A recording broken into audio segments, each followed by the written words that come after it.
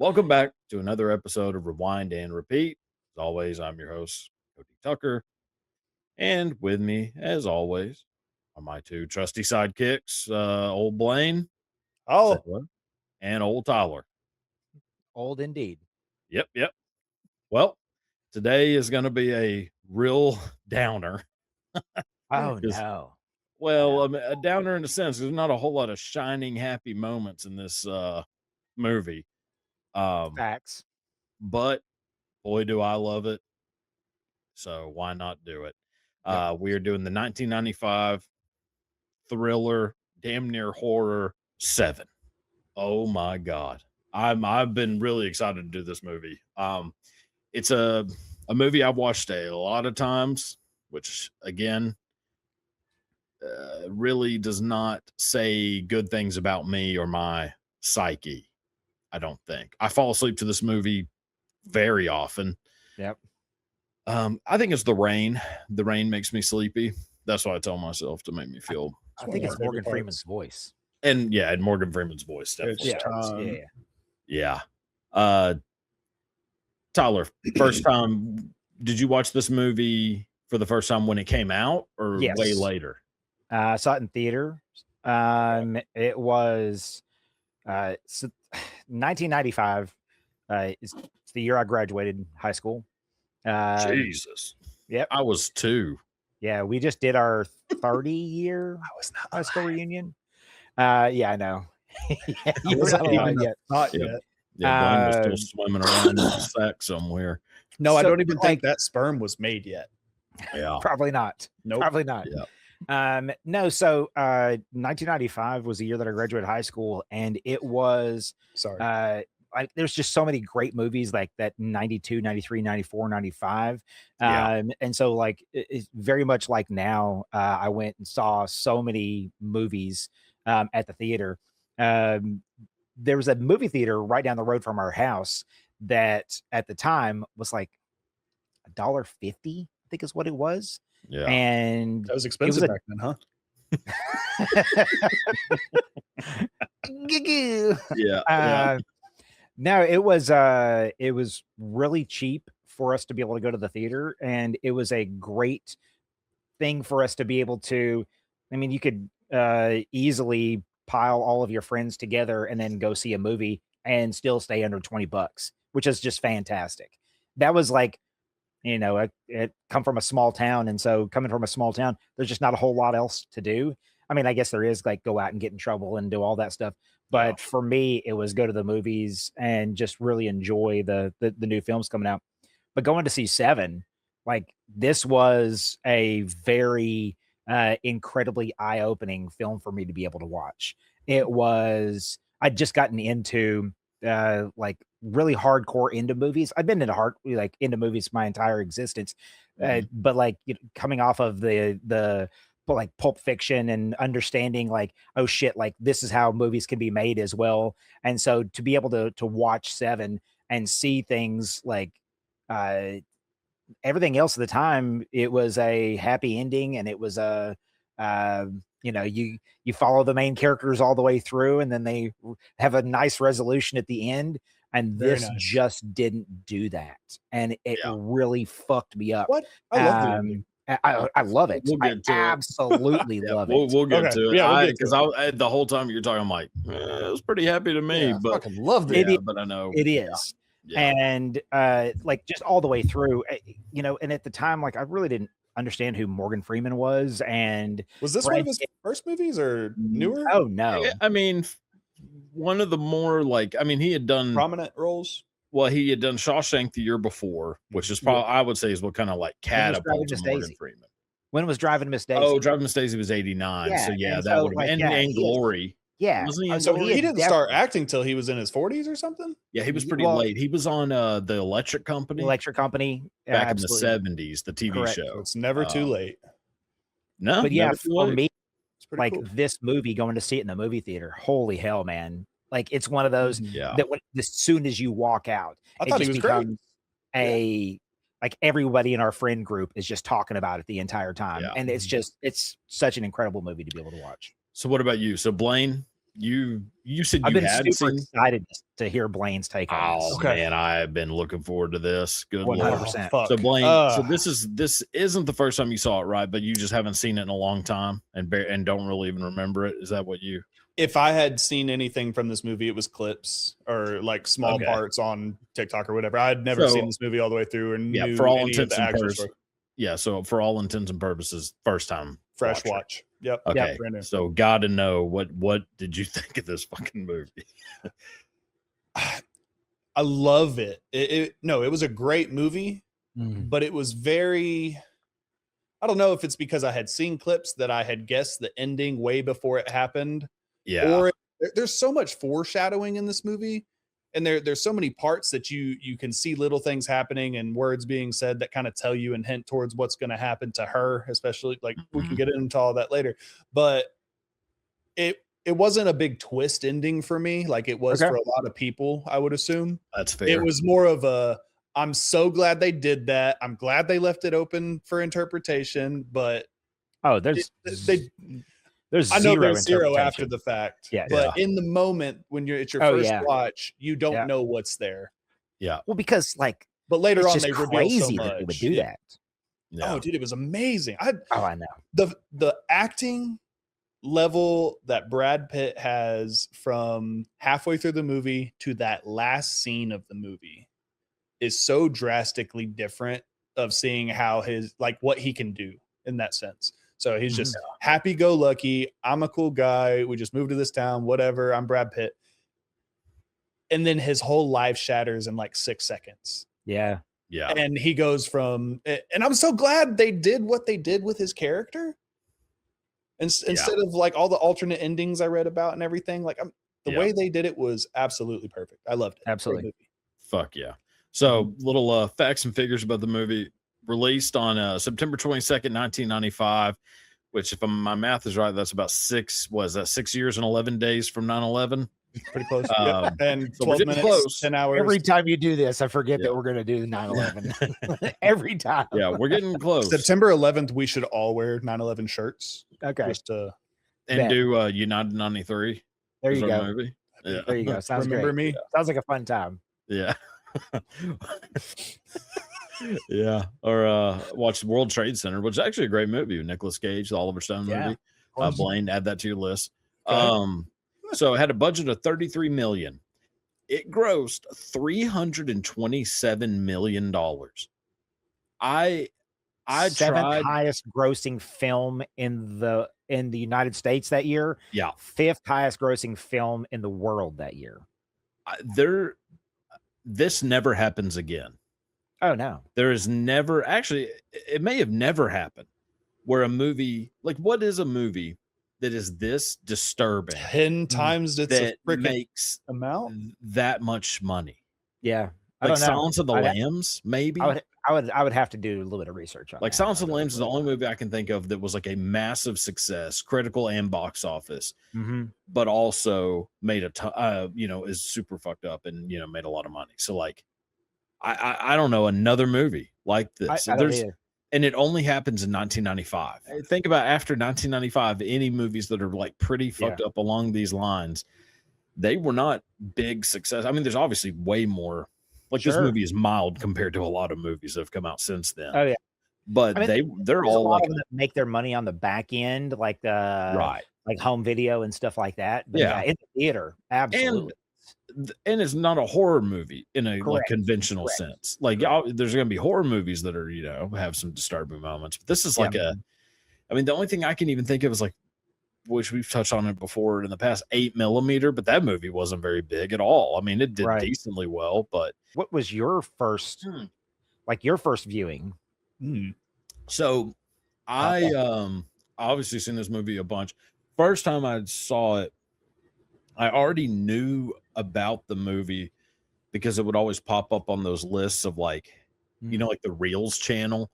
They would do those lists of like, top 10 most disturbing movies or, whatever bullshit like lists. And Se7en would come up and it was always like talked about as this like creepy, weird, sadistic movie, which immediately gets my attention.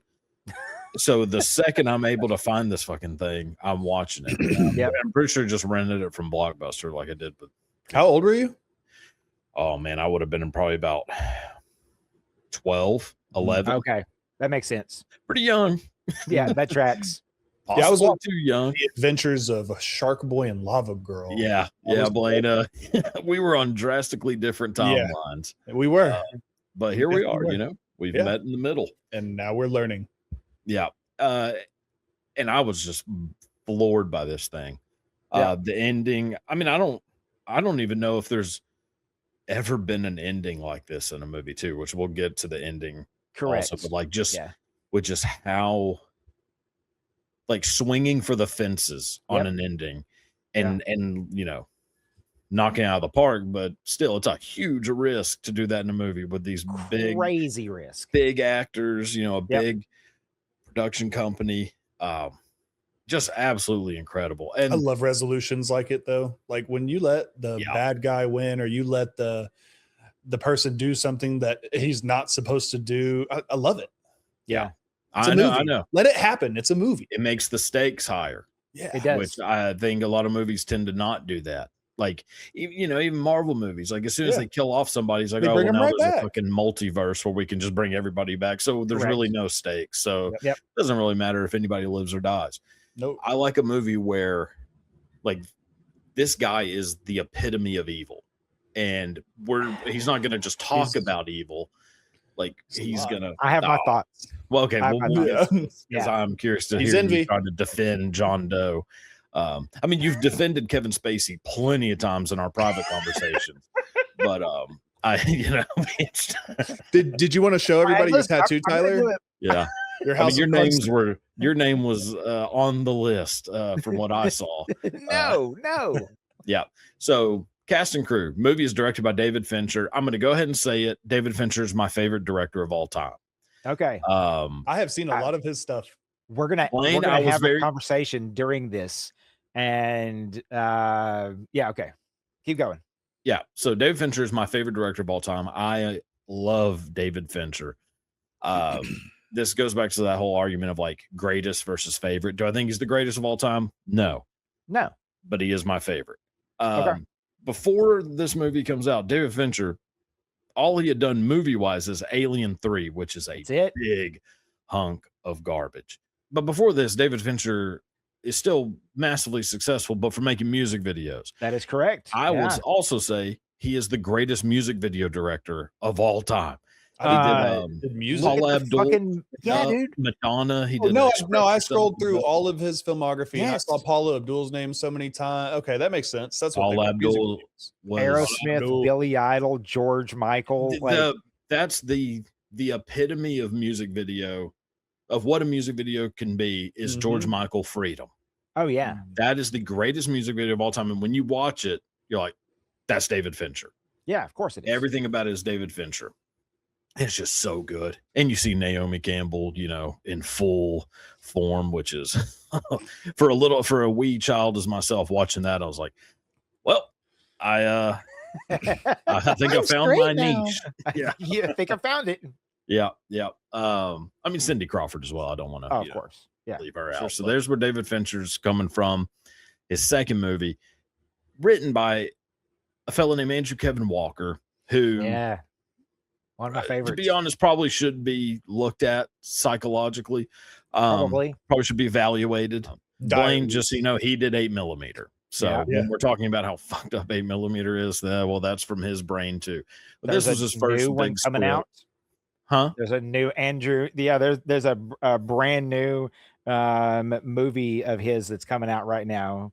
That is Undertone. No, Psycho Killer. What is it, Tyler? What is it called? Psycho Killer. Psycho Killer. Oh, the one that I sent you. Yeah. Okay. Yeah, we're gonna go. Okay.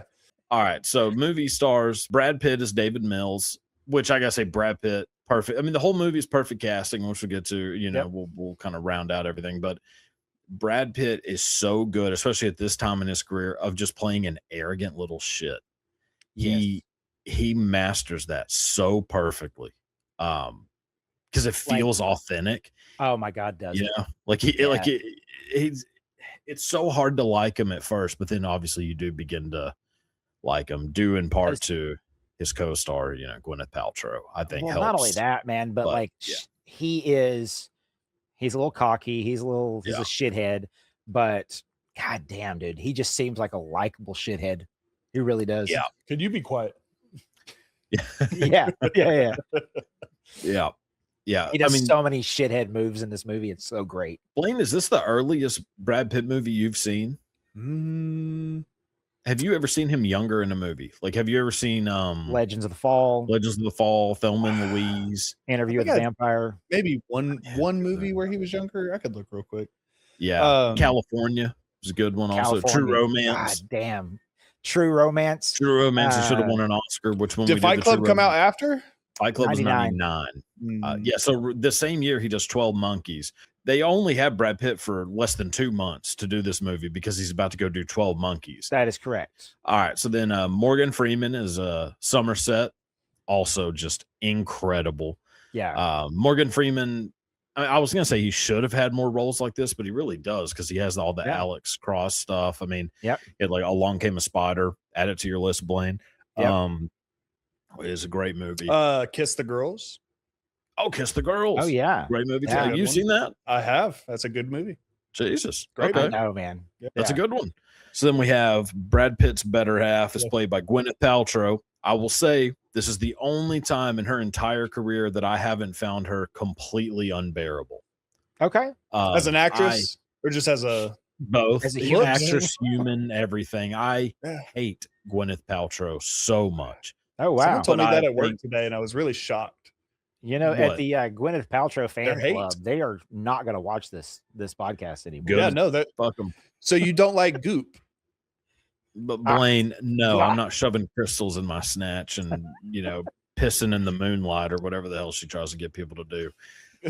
Get her Goop, bro. I like some of the other stuff that she has done, though. Like what? Marty Shakespeare in Love. Shakespeare in Love. That movie sucks. Sliding Doors. I enjoyed Sliding Doors. Okay, Sliding Doors. Okay. She's really good as Pepper Potts. Does she forget she's in everything though? Do you think she remembers she was in Seven? Probably not. She's in Marty Supreme. Mm-hmm. Yeah, I still haven't watched it. Don't plan on it. Good movie. But I hate Timothy Chalamet and I hate Gwyneth Paltrow, so it's gonna be real. Do you hate Ping Pong? Hard. I'm not a fan. That's 3 hates. You probably shouldn't watch that movie. Yeah, I mean, it would take a lot to get me to watch fucking Marty Supreme. So there you go. She's all right in Contagion. Oh yeah. I guess that's pretty decent. But anyway, so Gwyneth Paltrow, I do think is very good in this. Incredible in this. Yes, and all to 5 minutes. She's in it the perfect amount. Correct. Maybe that's the problem. Is that Gwyneth Paltrow? I disagree. In the movie is too long. I disagree. What do you disagree about? Well, no, so I have 2 sides on it. I put like earlier when I was writing what I hate, what I love, or the scene deletion or something like that. Yep. My very first thought halfway, maybe 3/4 through the movie is get rid of all the Tracy scenes because she doesn't add any development to the fucking movie. Obviously, I hadn't seen the ending yet. And obviously the ending is you have to have it to give it a meaning. But then I started thinking it could have been way more emotional for the watcher if you gave her more depth, like maybe show their wedding or some crazy emotional They're not part married. between them. Okay. Yeah. That makes sense. So then, and to go ahead and spoil it again, we have John Doe played by Tyler's role model, Kevin Spacey. Listen, this is the whole thing where we separate the art from the artist. Yes. And Kevin Spacey, like in my opinion, if you get somebody else to come in here and play John Doe, it definitely you do not get the impact that you get when you have Kevin Spacey coming out and just dropping fucking bombs, dude. Like it's an incredible performance. It's an incredible all around performance. He's so good at being menacing and like slow. It's a little John Malkovich. John Malkovich could have done it. Did he play Lex Luthor? Yeah, he was Lex Luthor in Superman. Yeah, which is a very underrated movie. Well, that's what I remembered. I was like, is this Lex Luthor? The whole it does have the Lex Luthor feel. Yes. Did he just redo 7 for Lex Luthor then? No. like his character. Well, John You know Doe. what? I mean, Maybe. Lex Luthor's a Yeah. little different than He's John just Doe. a little deranged. Yeah. I mean, put Deranged, Lois Lane's head in a crazy box. intelligent. Why Yeah. not? Yeah. Rated R but- Batman. Yeah, like I think John, because this would have been John Malkovich right after In the Line of Fire, which I think was Correct. 93.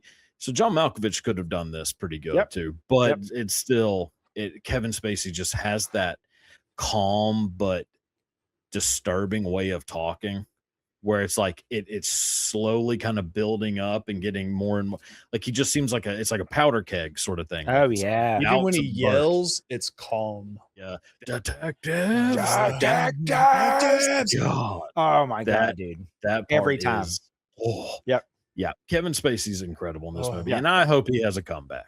We'll Really, just- I mean, like as an actor, he's incredible all the way along. to Like me, I mean, it's he's- hard to find a bad Kevin Spacey movie. It really is. and if there is, it's not because of him.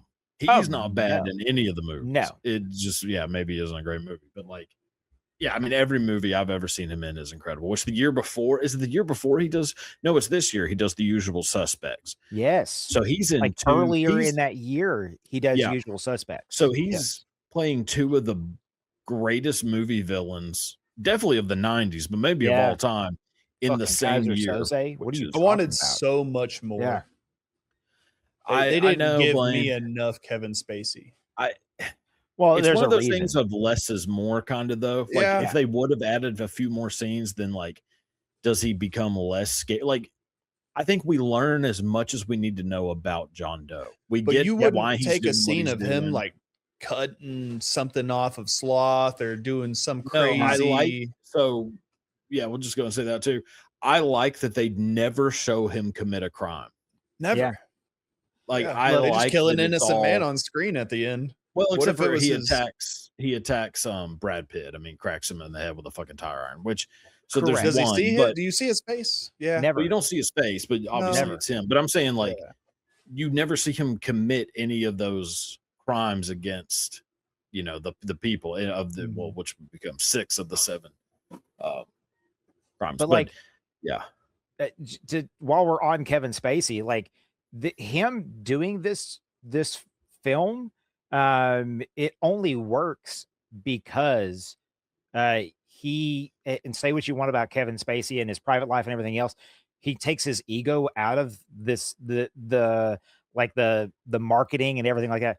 Nobody, and I fucking mean nobody, knows Kevin Spacey is in this movie in 1995. 0 people know that Kevin Spacey is in. Yeah, this he movie. didn't do any press tours or anything, right? No press, and he says like intentionally. He says, "I'm just going to read it directly from this is from Wikipedia. I just done Swimming with Sharks, The Usual Suspects, and Outbreak, both 95. I knew that if any of those movies did well, my profile would be different. If I'm the third billed actor in a movie where the top 2 billings are trying to find somebody and they don't find that somebody until the last reel, then it's obvious who that somebody is." Yeah. So he did like he missed so many opportunities to be able to like promote himself and be able to promote like the movie itself specifically for the sake of the story, and like that speaks volumes. I It really think does. that this just doesn't ever happen again. Never. And also this movie, even if he did pull his name from it in 20, if this movie comes out in 2025 instead of 1995, it's spoiled, months before the movie even months. comes out, because Yeah. you're going to see it on the Reddit, or you're going to Yep. see, Yep. some subreddit going, "I saw so-and-so on set of the movie," or whatever. This is getting close to the end of where you can do stuff like this. Like Blair Correct. Witch is really about the end, 99. Okay. of, Yeah. of where you can convince people of something, Correct. because they Makes don't have sense. an internet, like as streamlined of an internet to be able to, I agree. be duped, if that makes sense. It does make But- sense. So in 95, so when you went to see this, you knew who Kevin Spacey was? Yeah. Okay, well, I didn't know if you watched. Well, it's Usual because he had Suspects or been Outbreak at in, that time. yes, Usual Suspects. It's like, because Well, yeah, I guess that's one of those that like it was like word of mouth. Like I said, I was going to the theaters. Who is And Kaiser so it's- Soze was. Yes, Yeah. Where's the beef of that the was 90s? a thing. No, it was and to see him like pop up as the bad guy in this movie, everybody, like, you can ask anybody that went to go see it in the theaters. Everybody at the time was like, "Holy shit!" Like it was truly amazing, amazing. Bro, That's the I guy that keep tried to thinking about touch the me end last so week. much. That guy grabbed my ass at Red Lobster about 2 weeks ago. What a surprise! Yep, Yeah. that guy. So anyway, movie also stars Richard Roundtree, who Yes. Blaine, you may not know him, but that is John Shaft. You know Shaft. Shaft. You ever seen Samuel the L. movie? Jackson. Yeah, Okay, that's correct. That's the remake, Yes. but yeah, That's so the he's the remake. original Shaft from the 70s. There's an original Shaft. He's not the Oh, original Blaine. Shaft. Bro. Blaine. Ugh. Dear Okay. sweet prince. My bad. Sorry. Sorry. Go back and watch Shaft. R. Lee Ermey and One of John my C. favorite human McGinley. beings. Yeah, I know John C. McGinley. R. Early John C. McGinley. Lee Ermey from Full Metal Jacket. So Yeah, I'd from see Full Metal yeah. Jacket. Yeah. And what I would say is probably his greatest performance, Saving Silverman. Okay. If you haven't seen Saving Shut Silverman, up. Blaine, That is definitely not his. they're trying to cornhole you. Yeah, That is definitely not his best performance. I mean, would argue, I would beg to differ, but that's all right. Full Metal Jacket. Yes, then this yes. movie. So some original casting. There's some pretty good ones here.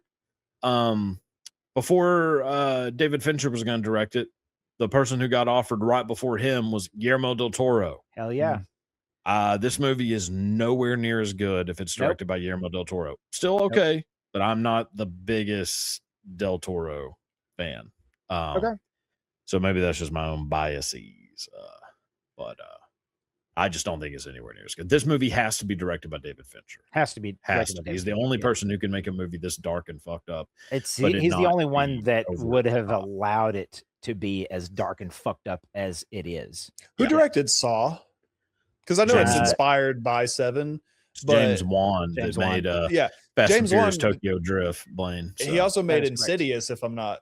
he did, wrong. and The So- Conjuring. Yeah. Yep. So with all that being said, do you think he would have been a good fit if it was like a remake or something?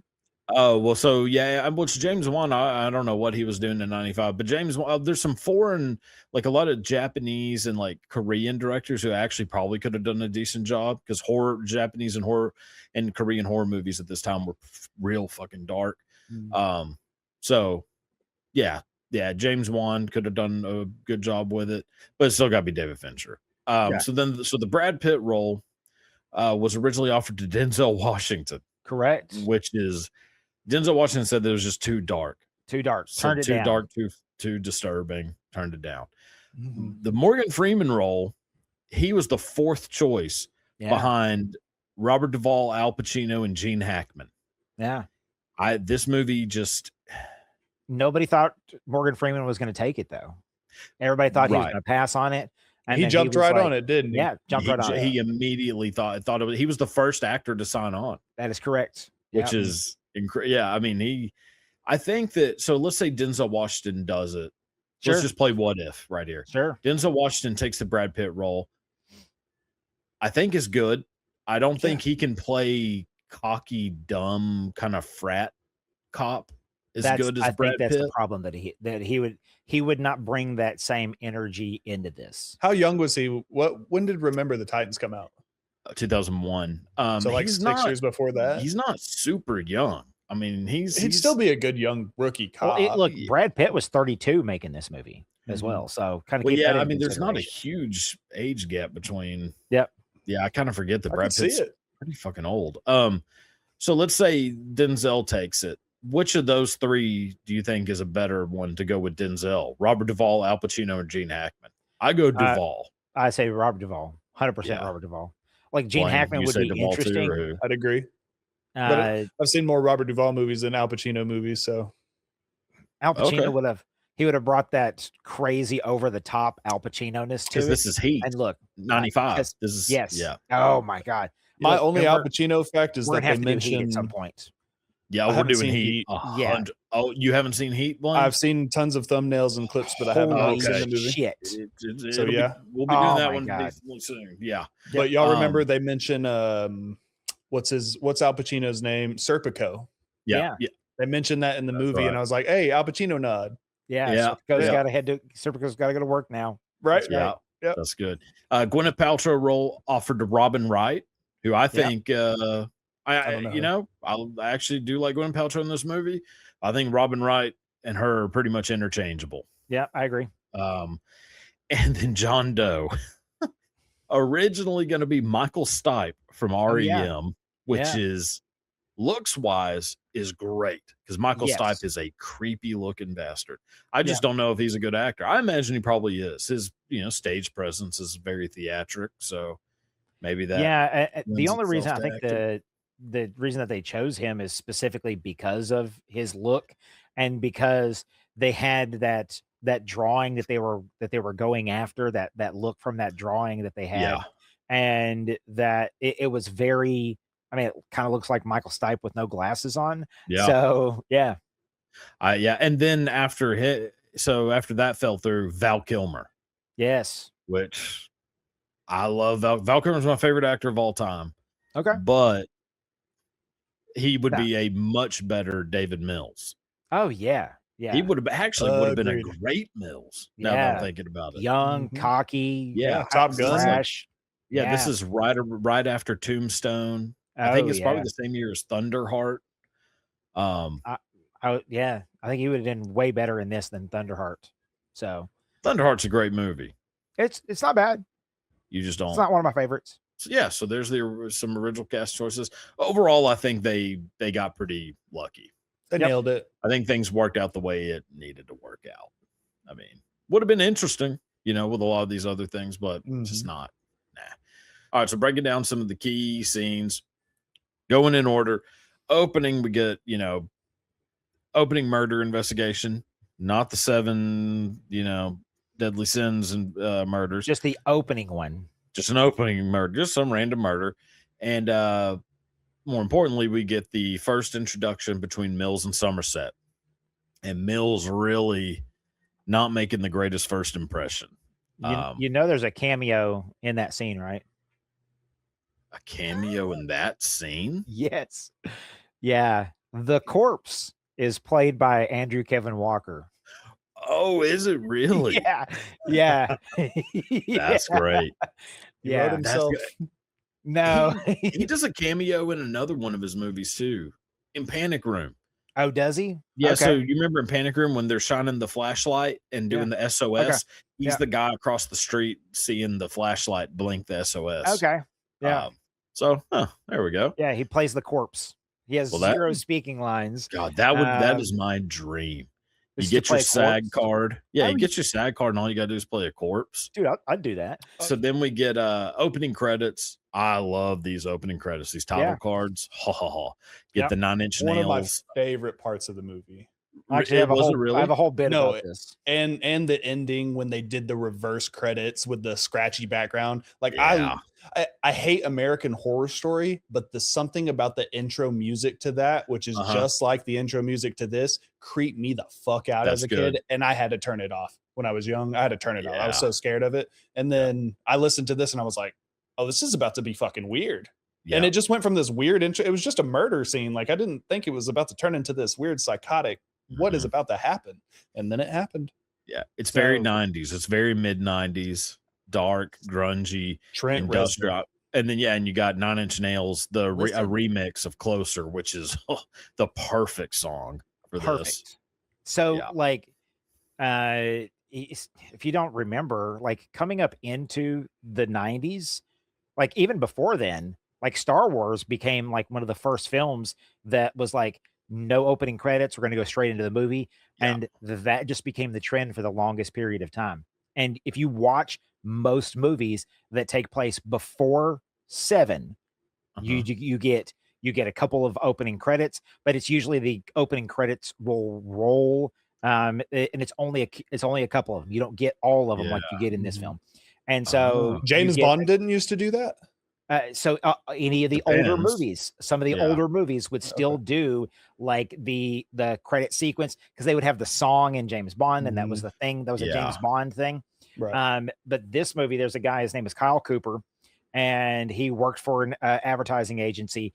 And this was his idea, his design, and so he created the there was a an alternate opening sequence, and it went from the alternate opening sequence to the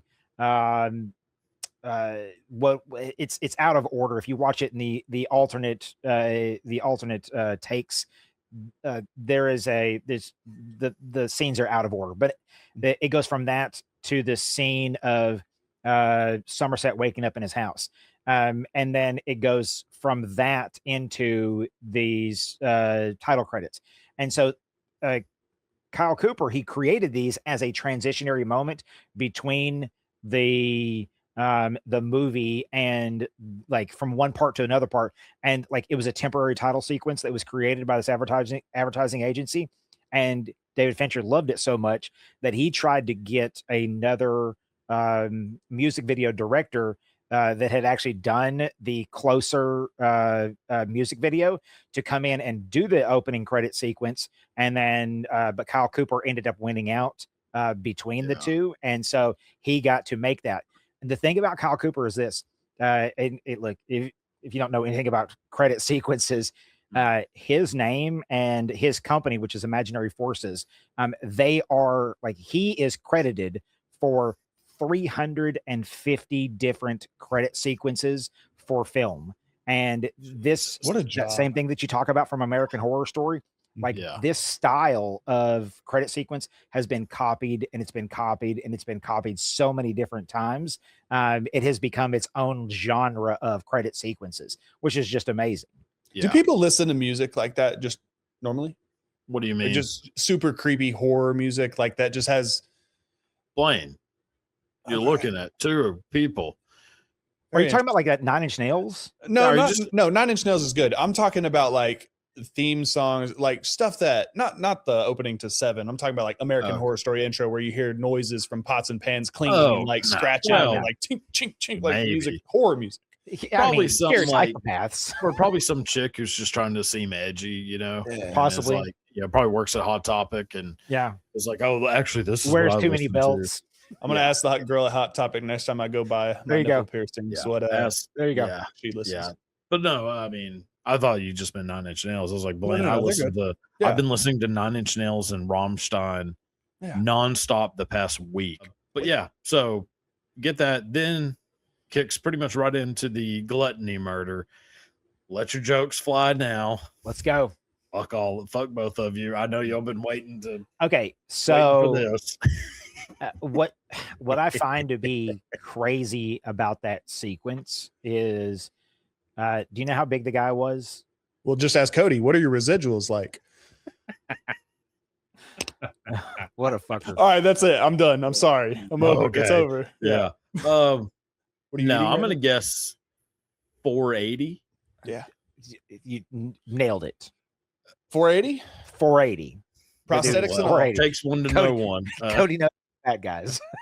Yeah, I mean, I could tell by the I was counting the stretch marks like rings on a tree. They did put him in prosthetics. Obviously, they put him in prosthetics. But the guy that they got to play that part, he's only 480 pounds. And I don't know if you've ever seen the show, My 600-Pound Life. Oh, and then people are up to like 700, 800, same 1,000-pound sisters. That's where I get all my confidence from. Is that where you get it from? You watch that and you go, he goes, I'm not that big. Yeah. I watch it while I'm eating I watch it while I'm eating cheesecake. I'm like, look at this fat piece of shit. Yeah. Do you guys know about the roaches? Yes. Yeah, they That's some go. Fucking nasty shit. And if I do become some sort of extra at a movie and they say, hey, we're about to dump a box of roaches, 12 boxes of roaches, deal with it. Yeah. I don't know if I'm staying. They plugged up his nose and in his underwear. And then they got all in his underwear. Yeah, bro. Yeah. Roach nuts. Yeah. Roach taint ain't a thing. Tickling your butthole with its antennae. Roach taint. Roach taint. Now opening for Rammstein. Roach taint. Roach taint. Yeah. But yeah, so the gluttony murder absolutely fucked up. I would, jokes aside, this wouldn't be a bad way to go out. if you switched it with Oh, no. if you switched it with like chicken Alfredo, you wouldn't even have to tie me to the chair. I need something cleared up, guys. I need something cleared up. Yeah. My first thought when I saw the cans of tomato sauce on the shelf was, did this guy pump him full of tomato sauce? And the spaghetti No. was an innuendo to like, he's full of spaghetti sauce and he's about to pop. No, No. They No, just he's force made fed him. him. No, he's just literally force feeding him spaghetti until he dies. And that's why there was Yeah. vomit and everything. So Yeah. he throws up and Force then he has to feed eat him. more and eat more and Correct. eat more. And Man. and part of it was force feeding him. Part of it was forcing him to eat it. Yeah. So it is all about like self-punishment. Yeah. It's all about So like crazy. atoning for the sin that you're guilty of. That is correct. You're being punished. Reminded me a with lot of the sin. kid in Matilda. Yeah. Yeah, okay. Which- Yeah. I heard those jokes quite a bit growing up too. So let it fly if need be. But once actually just raise your hand when we get to your sin. Okay. For Yeah. you too. So I'll gluttony. There's Mine was gluttony up until last year. I weighed 300 Bless- pounds. I bless got you. big. You were I getting was getting big. chunky. I had two faces. I mean, that like, face. Yeah, you were it's getting crazy. the Alec Baldwin face where it just I looked swells like up. Luke Combs in a way. If you know who that, Yeah. Good look. yeah. Yeah. Good look. So then we get the greed murder with yeah. cutting off a pound of flesh. God, that's a pretty rough one. Rough. Would That not was want to rough. do that punishment. No. Having like to it cut hurt. out your own love handles. Mm. Oh my gosh. Yeah. Could you imagine? Jesus I- Christ. It's so also just like these scenes, like of each of the murders are so graphic. There's And- so much more than the movie. Like each scene is like 18 levels higher than anything Correct. you hear or see. It goes from to fuck The thing though so quickly. is not trying to be graphic. It's not trying to be like Yeah, there's no like killing. You Saw don't see anyone dying. or Really. anything that is like graphic for the sake of being graphic. It is literally it's crime scenes that they're walking up into. It's aftermath. Correct. That's it. Yeah, which is Wild. and which makes you create the scene in your All of head. it in your head. Yeah. And Yeah, well, how did this play out? How long has Yeah. he been here? What has been happening? Yeah. What was the conversation like? and it Yeah. makes you the fucked up Eat one. it. It's like Yeah. in Pulp Fiction, whenever Bruce Willis is in the pawn shop and he's going through the different weapons before he finally gets to the samurai sword. Samurai sword. Every time he grabs a new weapon, you in your head That's the one. immediately picture that him just The death. killing someone with that weapon. chainsaw. Yeah. So you become Yeah. the fucked up Yeah. person. So we get the green murder. Then we get Somerset goes to the library. Even though I know it's not like an action-packed scene or anything, this is one of the most beautifully shot, The music was great. amazing. That I part- love part that. was perfect. I love that. The dude was so awesome for putting that on. Oh yeah. just You think so this is good. classy? Here you go. There's Playing music in the background with the whole chess game and everything like that. Yeah. That's happening. And then There's also something I love about. So I'm already like I'm a big fan of like Paradise Lost and Dante's Sure. Inferno, like Canterbury Tales. Like I already read all that shit on my own anyways because I'm obsessed with like. So you're on dark- that list. dark- because you're fucked up. I would 100% be on the list. I'm obsessed with like The Patriot Act. Dark. Patriot Act? Patriot Act death and- later, but Yeah. like that kind of dark religious imagery. I think is macabre just so and- but it, yeah. of it being Pumped. connected with like Christianity and everything, like really, Yeah. there's something very fascinating about it to me. So like that probably is one of the biggest appeals of this movie to me is that anyways, but him going through the library and seeing like the pictures and the books and all that stuff of like the 9 levels of hell and like all this shit. And like, I love that stuff so much. And Yep. so this scene, this scene's incredible. And him just going through all the books and like, seeing all the little like historical references to these Mhm. like fucked up things. So then we get Somerset has dinner with Mills and Tracy at their new vibrating apartment. That shit it's was so crazy. good. I It's love so this scene. good. Yeah. Because it is. I mean, you really get to see because before then, with Somerset, all you get of him is he's kind of old, crotchety, like he's just trying to get out. That's all he wants is just to be able to get out of this and he tries quitting so many times, and I'm like, retiring. yes, and then whenever you see him interact with Tracy and with David in their house, and he's seeing them as human beings, and then you get to see him as a human being, and that moment that you talk about where they're sitting there and then everything starts shaking all of a sudden, and then they all bust out laughing, and he's like, Yeah. "Yeah, have your laughs, have your laughs." But Yeah. like, it's the very first time that you get to see Somerset as like, oh shit, man, like he's a good dude, like he's a really good guy. But the same thing about Mills too, because you get Yeah. that same thing with Mills. Like you realize like, oh, he's not necessarily just this He's not a arrogant prick. playboy asshole. Right. He's got He's a guy homebody. he's a steady Yeah. and he They're being a loves his fucking dogs. goofy dude with his Yeah. dogs Yeah, and acting normal. Yeah. Yeah, like it that scene is probably the most important scene of the movie as far Correct. as building them, like getting them together, building some The sort end of makes relationship, but also no giving you sense at all understanding. without it. Oh yes, Huh? 100%. The end makes no sense without it. Yep. Yes, Yeah. yeah, you have to have this scene. Well, and another scene too that really amps it up for the ending. But yeah, so then we get where they go and investigate the Greed murder. Oh yeah. Which I love this kind of shit too, like basically just legit ass detective work. And they're Find the gone for painting. like a Dude. day and a half.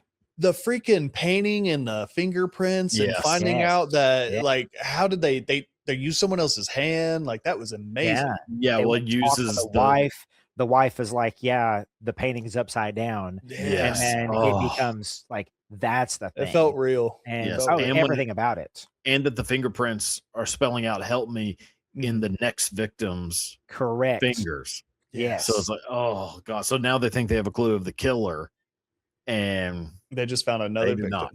Mhm. And so Yeah. like, so then you start to. I think this is really the scene where you start to realize that this guy, this killer, which we don't know his name yet, that this guy is really kind of amping things up, and this is going to be a lot more intense than we thought. This isn't just like a double Yep. homicide. Yep. Like this guy is creating a game with us. Like there's a pattern, but there's like, Is that it's a where they find the puzzle. word greed right there? And then they backtrack and go Yeah. find the first word Greed is gluttony. at Yeah. And they realize that this is going to be a 7 deadly sin type of so deal. that's- Yes. yeah. So Yes. well, yeah, because Somerset's already been in the library and he's already kind of coming across those things because he has that Mhm. But he the said talk there's with Arlie there's more. Ermy and That gives them the gonna be idea to more. go back to Yeah. one of them and recheck stuff, doesn't it? yeah, because he Yeah. looks behind the So then we get the sloth murder. Mm. Oh boy, this is Murder. this- Murder. Well, actually, yeah, Murder. fair enough. Not Yeah. attempted murder. I should say. Well, it is He still did- murder because it is implied that he dies in the hospital. Like Well, They say they he's don't going outright to say it, die. but he is Yes. going to die. So it But he will does- be a murder. Okay. Yeah, I mean, there's no coming back from. what Dude, happened. I've never seen a body wake up looking like that. Oh, bro. So good. A zombie? God damn. That What? is So good. this is the most to me. This is the most disgusting part of the movie. Oh, it was my Without favorite a death doubt. besides It's because the he's alive. And Yeah. like coming up to that point, you're like, okay. And just the whole like his fucking arm being cut off and then sewn up. Yeah, you see the Um, stitches and then it pans. It's the find the whole it takes pictures. forever to get to his face. and Yes. they're going through all the pictures and they're like, this one, the oldest one, That's what was he a looked like. year ago today. Oh, Yes. that was God. So now you fucked know up. this guy is. We're only finding things because this guy wants us to find it. Correct. Like we are not as Smart. like this guy's a step ahead of us, and we thought we So were right far. on his trail. Like Yes. and and with each murder, you're starting to become more and more, like come to the realization that this serial killer is so advanced. Correct. And I mean, just the shot of the ceiling covered in air fresheners Oh yeah. is such a great. I mean, it's not that subtle because it's just obviously covered in them, but it's such so a great fucking idea to creepy. do that, like of what it implies and like what it means, and just the visual of it. It And was a great tenant though. yeah, great. Great tenant. Always Yeah, paid his Parallel- rent. Yeah, Paralyzed complained. Government. with no tongue, or Yeah. God, Ah, Blaine, did you expect him to wake up? Fuck no. no. I bounced back in my goddamn. I I sat 4 feet away from my 85-inch screen watching this movie last night because Yeah. I just wanted to sit on my floor, and I was sitting there crisscross applesauce. I'm looking up. I'm looking at this dude. My lights are off. I'm like, holy fuck, he looks fucked up. It shows his arm. I'm like, damn, he cut off his hand. And then it shows his face. I'm like, holy shit, this guy's been dead. He's been dead for a year. This guy, Yeah. he's meat. Damn. Yeah. Why are they not all sniffing? And then he goes, And he goes, yeah, and I go, yeah. What? He's alive? Yeah, that was insane. I didn't Okay. know for the Insane. longest time that it's a real person. Yeah, real guy. Yeah, I he's always thought it was 98 an pounds. Yeah. always thought it was an animatronic Yeah, no. because how he moves is very robotic, animatronic kind of look. Had to hold his breath the whole time. Ugh, creepy as hell. Yeah. So Um, The only it's comfort my that he had favorite, was tightening his muscles, tightening his core. And that was Yeah. it. That's how he Ugh. 14 hours of makeup. Yeah. Crazy shit. And then this is now the first time that we meet the killer. We just don't know that that's who we're meeting. Yes. The photographer he's comes taking up. on the Photographer stairway. comes up the stairs. Mills has the interaction with him. I just love Somerset's like way of checking Mills. No. You know, of like He's like, how do they get here so early? He's like, they cop, pay they for that. they pay cops for information. Pay us And they very pay well. Yeah. He's like, Yeah. like Brad Pitt doing his like I fucking know. weird noises I love the it. whole movie. Yeah. So then we get Tracy has breakfast with Somerset. Mhm. Now we find out that Tracy is pregnant. Yes. She's kind of like having that moment of thinking like whether or not she wants to keep it. Keep it. What are She's you feeling if you're unhappy. Morgan Freeman's character and some girl you met once is calling you to talk about her problems? I think well, one, Somerset probably has like sort of even though he's not a dad, probably has like somewhat of a paternal instinct with her Yep. being so young. Maybe always Yep. wanted to. Well, he definitely did. talks about it. because he talks about he talks Thinks about it every day. convincing- Yep. Yeah, talks about convincing his girl to have an Okay. abortion and how he regrets it. So I think Morgan Freeman's I think Somerset just has that paternal instinct with her and probably knows that there's something wrong. Like he's not like eagerly going. No. He knows because like she doesn't have anyone. She has And nobody. this must be an issue that she can't talk to Correct. old Mills about. So yeah, and I think this is just such a great. It's another like that's what I'm saying with Gwyneth Paltrow. She is fucking great in this, but a part Yeah. of it is because her two, main scenes in the movie are just so important to the ending. Yeah. So then Mills and Somerset go to John Doe's apartment, and oh boy, Mills. Bro, is he attacking- stood on business. Yeah, He turns that corner, pulls, man. Yeah, well, apparently, and then John Doe turns into fucking Jet Li. And Drops the it's- groceries. Jump Bah! over shit and then yeah. I mean, that moment when the shootout starts, you're like, oh my god, this That's the shit is guy. getting That's the so guy. intense. They found him. This is you his just apartment. never coming into that, you don't anticipate that this is the way that this is going to pop off. No, I You didn't think his anticipate back that was it's going to coming be for like, long. they're going to check with this guy, and then they're going to go and they're going to check with this guy, and they're going to go through like Yeah. it's the procedure of being able to do this, and then immediately they take shots at him, like immediately. It's so goddamn good. Yeah, and then Parkour is out so of the then they start chasing him, and then Mills damn near shot in the is about to be shot in the head, and he doesn't. Easily could have done it. He decides to spare him Mhm. for because he has other plans for old Mills. But then they do, which I think so. They break into the apartment, and find just how fucking creepy this guy's apartment is. The bright neon lights. I mean, if you ever walk into a person's apartment or house, or whatever, and they have bright red lights in their house, and they're not a photographer, he is a photographer. get out. That's the thing, though. Well, He but is. he has those red lights in other rooms. Correct. Like he has a red neon sign above his bed, yeah. a cross, isn't it? yeah. Yeah. So I'm saying like that. Now, the red light room Yeah, you're right. I mean, different, but yeah, and then that's when we discover that he was the He photographer, was, and they yes. had him, and he's only doing this because he wants to fuck them, because he knows that they're going to find them. He knows that they're going to go into the apartment, and he knows at some point Mills is going to look at that picture and go, "Almost had you." Yep. And then the phone call. Yeah. So then he calls Mills. We finally hear the voice.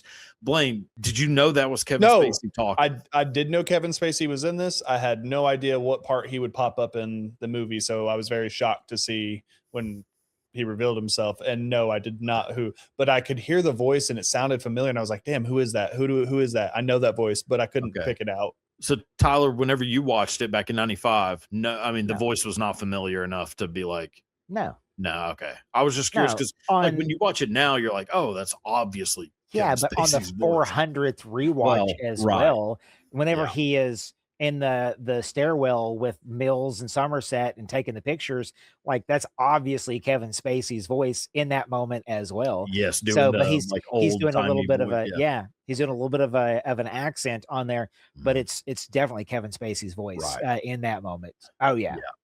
Then we get to this is a part of the movie where my stomach does turn a little bit, and I get like a little just meh. Is the lust murder. Lust. The lust Yes. murder is this might be actually the most brutal part of the movie now that I'm thinking about it. I bet that murder is literally what creates the Saw franchise. It's- Probably It kind of The is. entire franchise. yeah. Yeah, because I mean, with having a contraption being used, The and when you contraption see that it, was when you designed, see it, yes. oh my god! So first of all, the guy who's sitting there in the interrogation room, and you see he's crying and he's freaking out. His acting right there was phenomenal. First, yeah. so What's good. his name? He doesn't have a big Hold on. part. I had to look it up because I Le- thought he was the guy from Bates Leto- Motel, and it was not him. Leland Orser is his Leland name. Orser. That's it. Yeah. Yeah. He does a So- phenomenal job, and I was like, "What did he do? What did So he do?" And he then it is showed the picture. also I fucked her. in. I fucked her. It made me fuck her. Shit. There He's was a been in movie some that I other was stuff thinking of. around this time, I thought. So Saving Private Ryan, he does almost the exact same character in Saving Private Ryan. I where he's remember all, him. that whole fucking crazy the hysterical crying hyperventilating. thing. Yes. So that's what he does is he hyperventilates himself before Mhm. he goes into the scene to do the scene. He deprives himself of sleep before he goes in and does the scene. Oh my God. Just like It was great. So good. he's performing up here, man. Yeah. Like it's Which- so goddamn good. Yeah, and just makes the scene so much more intense, and Correct. that you know that this is and like Fucked. and you Literally. just know that poor woman. But yes. Yeah, Oh, I know. Like that. Yeah. Poor, I mean, when you So see what the was that device- thing? Blaine, don't act like yeah. you don't know what a strap on is. Son. No, that was not a strap on. That was like two swords and like Yeah. Well, it's a strap on, but Bent in metal. place of a phallus is a Yeah, and then a bunch of put a blades. gun to his head and made me fuck her. He made me fuck her. Oh Yeah. my God. Oh. Oh, Yeah. So then they go to the shop, find out how he made it. The shop's weird as fuck. It kind of looks like a 9 Inch Nails video set. Once we get to 8mm, that scene is going to make way more sense. Yeah. Continue. Yeah. Okay. Yeah. And then we get the Pride murder. The model who he completely disfigures her face and then glues a pill bottle to her hand. Basically does a Marilyn Monroe. In one hand, phone in the other hand. Yeah. you have a choice. cuts off her Make it. nose to spite her face. Yeah. Yes. Literally Exactly. Saw. Yeah. Oh, so All of good. these decisions influence these You're movies. nobody's raised their hand yet. Y'all aren't guilty of greed, sloth. No, I said gluttony. So Oh, gluttony. yeah, you said gluttony. And I could also raise my hand on sloth. I'm lazy a lot of the time. Sloth. I don't have a lot of motivation for life Yeah. because fuck life. Yeah. It sucks. I pay Sloth. bills. Yeah. I'm with you. we haven't gotten there yet. Oh, He's Okay. he's wrath. Wrath.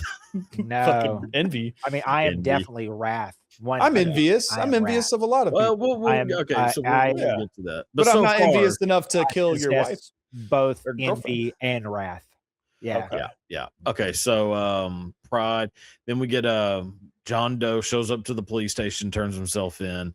get the bloody They're black looking fingers. for me. Detectives. Yeah.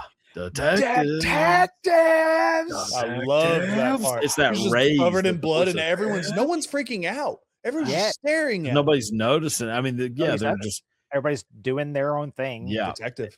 And then Detective. and then Mills and Detective. Somerset realize who he is after he he says, like, I think you're looking for me or something like that. Yes. And then they're like, get that freeze, like freak the fuck out. And then then he just wants to Richard Schiff from West Wing comes in and is like, well, my client's gonna plead insanity. Correct. Damn sure is gonna get it. Oh yeah. Or And blackmails them yes. into complete to so that he can Could just show show 'em. them envy and wrath. He can Yes. show them the two murders. Oh my god. Right. Yeah. And That was amazing. he's gonna show them the murders that have not happened yet, but Well, they don't know it. They don't know. They don't Right, know. that's what I'm saying. They don't know We- that the murders we have happened. know. Yeah. As Yeah. watchers, I'd say. I Well, saw one him murder's with happened. blood, Yeah. and I go, Shit, she's dead. Well, no, Envy because happened. yeah, but like he cuts off his fingertips. Yeah, And that is so true. there was that. It was his blood, it was the actress's blood, and it was a third unknown person's blood. So he has more than likely he has killed somebody else, is what we know going into that scene. Yes. Right, exactly. And we will find out whose blood that is. Yeah. Pretty Very, soon. very, very shortly. God. So so it basically says, I will choose not to plead insanity if Mills and Somerset alone drive me to this location. And they agree to. Yep. So they drive them during this wired up. drive. Yeah, You don't wired think up. they're thinking the whole time that are we envy and wrath because there's No. two of us and one of him? There's no way they're thinking that. No. I think He's as handcuffed. as detectives, they're thinking he's like these murders are gonna have already happened, and Yep. They're there's going to gonna have be to probably pick up the something. bodies. Yep. But you would think that, they are obviously skeptical because they're wearing a wire and there's a helicopter following by. But you would think they'd be more skeptical, or that they would just Yes. let him plead.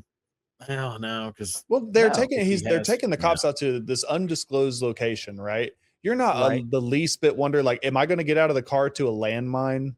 Am I going to drive into a hole that they put a big leaf over or something to scare me? It- Like, what could happen? I This is do- Looney Tunes. a big A big leaf. yeah, maybe he's stuck a brick wall Wile E. on the Coyote, road and Acme's painted on it the to road. look like the rest of the Exactly. road. Man, That's what I'm saying. Yeah. there was a tunnel. Helicopter crashes into the firmament. No. You don't know. Yeah, I know. It is very. You would think that, I don't know. I just don't think in real life that this probably happens. Right. But it is not real life, so it doesn't matter. So then they get there. And another weird thing about this, which we haven't really talked about too much, the movie, it's raining the entire time, which Yes. is one of the things I love the most about this movie is That's Two the reasons. rain. why I Yeah. didn't Huh? talk about it, because it's in my category for what I loved most about the Okay, well, Yeah. that's Yeah. yeah. Or like my Well, favorite part. I was just bringing it up now because Yeah. this is the first time we don't have. There's torrential- twice that it doesn't rain. Mhm. There's twice. Twice. What's the Yep. first time? Once is with Tracy, and the second time is this time. With Tracy? You Yeah. only and get then- sunshine with Tracy and then sunshine Oh, without. that's Yeah. right. That's right. Yeah. Yeah. It's I twice. heard on the last part it's only because he couldn't bring rain machines there, but if he could, he would have had rain in that final scene. Possibly, but I don't think it makes it's sense. way better without it. Yeah, it's Yeah, better it like this doesn't where make it's sense for it bright, out there. Yeah. sunny. And out. Yeah, I think it's the perfect, like weird to say, but the perfect weather for this scene. It's perfect. Yeah. So then You don't think it would have been cooler in the snow? no, Blaine. I love blood in the snow. Movies where people Yeah, die in the no. snow and red falls out is amazing. I do get No, that. I- Let like, the I right agree. one in, like that kind of thing. I get it, but no. Kill Bill. So then the van shows up, coming down the road, delivers the box. Somerset investigates while Mills is holding John Doe.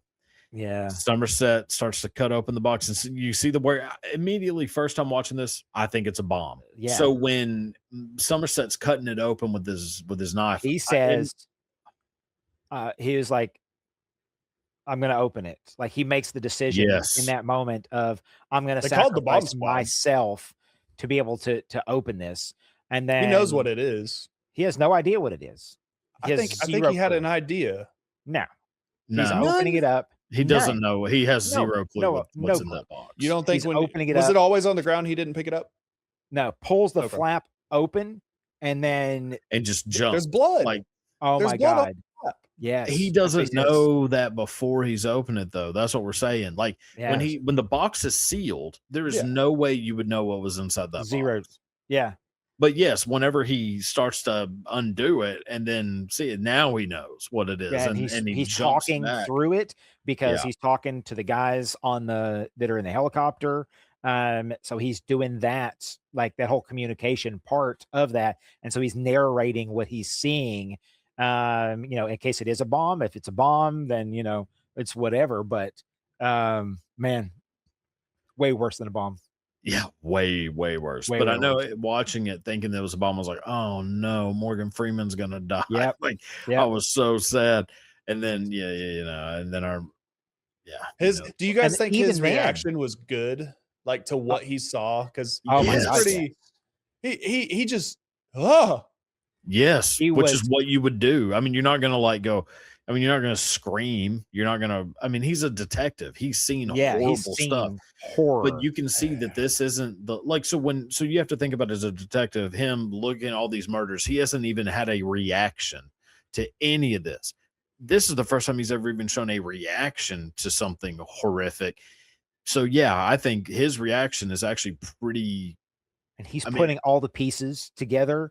And he's the guy who has 7 deadly sins. He knows what's left. Like he knows everything. And he has that realization in that moment of, oh my God. And then he has to run back over there and stop running as fast as he can. Yeah, because he's putting the pieces together and realizes he should have shot himself. Well, he doesn't, because he doesn't want John Doe to get the final 2 murders. Final murder to happen. So he's telling him put the gun down without telling him any reason why, because he knows the second that Mills starts to get a sniff of what's in that box. Shit. Mills knows. He's freaking out the whole time. He doesn't know what's in it. Mills has no idea. Did you watch this movie? Dude, and then he's sitting there and he is antsy. He's pacing back and forth. He screams, "What's in the box?" And he does it multiple times because he wants confirmation of what's in his own head. Because Kevin Spacey, because John Doe is sitting there doing the whole. Well, I know he says it's a head. It's her head. He's going through the whole thing. I was envious of your life, and so I went over to your house to play husband, and he goes through the whole thing. Worked for a little while, but then it went something. So I had to take her head, is what he says, and he says, "What did you say?" What? Yeah, he's just like, "What the fuck did you say?" That's the first time, at the very first time, that I had ever viewed this movie. In that, I'm like, oh fuck, oh Jesus Christ, because up until then, you have no confirmation of anything that is happening, and then as Somerset is running up, it's that whole. Look, it's such an unforgettable moment and such an unforgettable line. And I know I'm stomping on a category here, but Jesus fucking Christ, man. What's in the box? Oh my God. Saying crazy. It gives me chills right now. It's a line that, so when was this movie made? So 1995, so 30 years ago. Okay. So in the last 30 years, anytime somebody gets a package delivered, every time, what's in the box? I know. Every time. I get chills thinking about it's not the first what's in the box, but it's the what's in the box. Yeah. And you just see fry. I'm like, oh, it's so gut wrenching. Because he knows there's part of him that doesn't quite know. He's there's a weird thing with the realization and then a second realization. So he knows because John Doe has said, "I took her head." So then he's like basically saying what's in the box to Morgan Freeman is in like, no, tell me what's in the box. tell like, me what, now. I don't Prove it like, to me so I don't kill this guy. Well, basically, no. So it's like basically like, what is he talking about? Like, it's like that kind of thing. Like, what are you talking about? That's the what's in the box. But then that one that you're talking about, Blaine, the what's in the box, like that. That's whenever it's like, oh, I know, like because you won't tell me after all these times I'm asking you. Yeah, I know that it's the worst thing. He keeps also saying, not stopping me from holding his this head. gun at his head. Yeah. He's shaking his head and he takes his gun and he throws his gun to the side. And it's in like that moment. It's like, let's bring the we need to bring the temperature of the situation down. Right. Yeah. Like everything here is so hardcore fucked right now that we need to take everything. Let's just like put your gun down. Let's have like, you do not let him win. Yeah. And it's that whole become wrath. Yeah. And then Morgan Freeman's keeps telling him to shut up, keeps telling John Doe, he's like, shut up. Yes. And then they're like hitting him. And you're just like, oh, like this is. He comes up and he puts the gun in John Doe's face and then backs up from it and then comes up and he has that moment where he's like, he shakes his head and he looks down and. Right before that is whenever he realizes that she's pregnant. Oh my God. Which I kind of forgot. Right before that is because I was thinking, why did he tell him to shut up? Yeah, it's because he starts to tell him like he's leading into talking about the pregnancy, and Somerset knows that unborn child's life. Yes, and Somerset knows that Mills doesn't know because he had the conversation with Tracy. So he's like, shut up, like before you tell him what's. And then he did. And he does, and that's when Somerset knows. Somerset knows it's over. It's over. Like, I can't. Like there's no walking this back. We're done. And then he does that whole. And Brad Pitt, he's like, he gets a lot for being a pretty boy, but like that in that moment, there's not a more believable human being of like everything that's going through his head and he's like. He has a moment where he's like, he's going to kill him. And then he steps back and he shakes his head and he looks down and then he sits back up. And like in that moment, and you can see in Somerset's eyes, oh shit. And then you get the flash of Tracy's face. And you get the flash of Tracy's face. And then you think it's the head. You get John Doe and he closes his eyes and then puts his head back. And then he walks up and in that moment. Fuck. So goddamn intense. It's a half second there. I went, he's not going to do it. Oh yeah. Oh, he did it. Yeah. Yes, he did it. And he just keeps doing it. He does. He puts loads.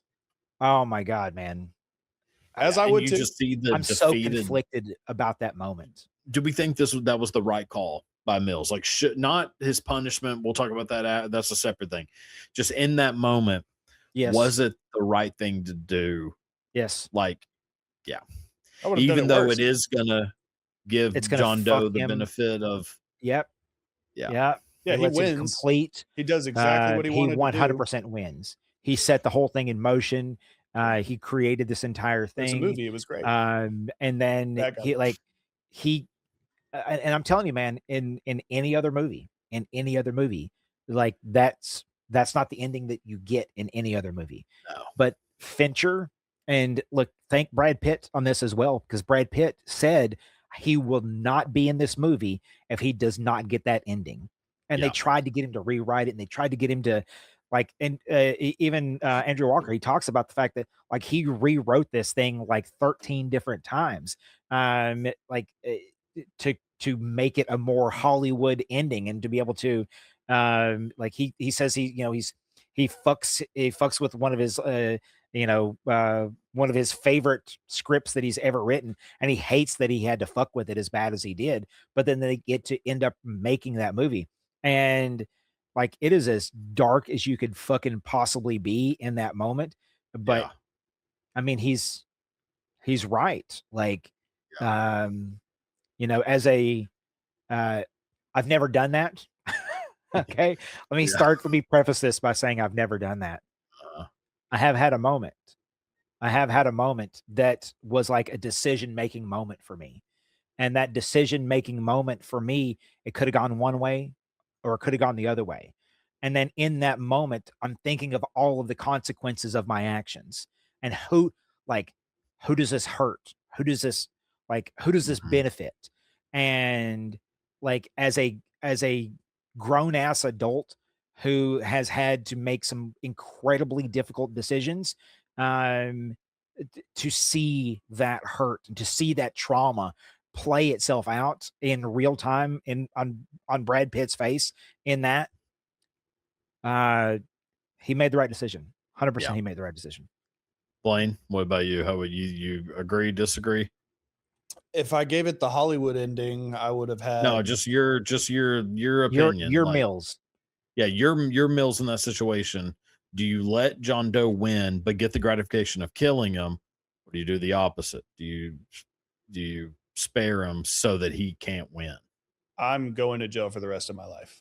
Okay. Yeah. Yeah.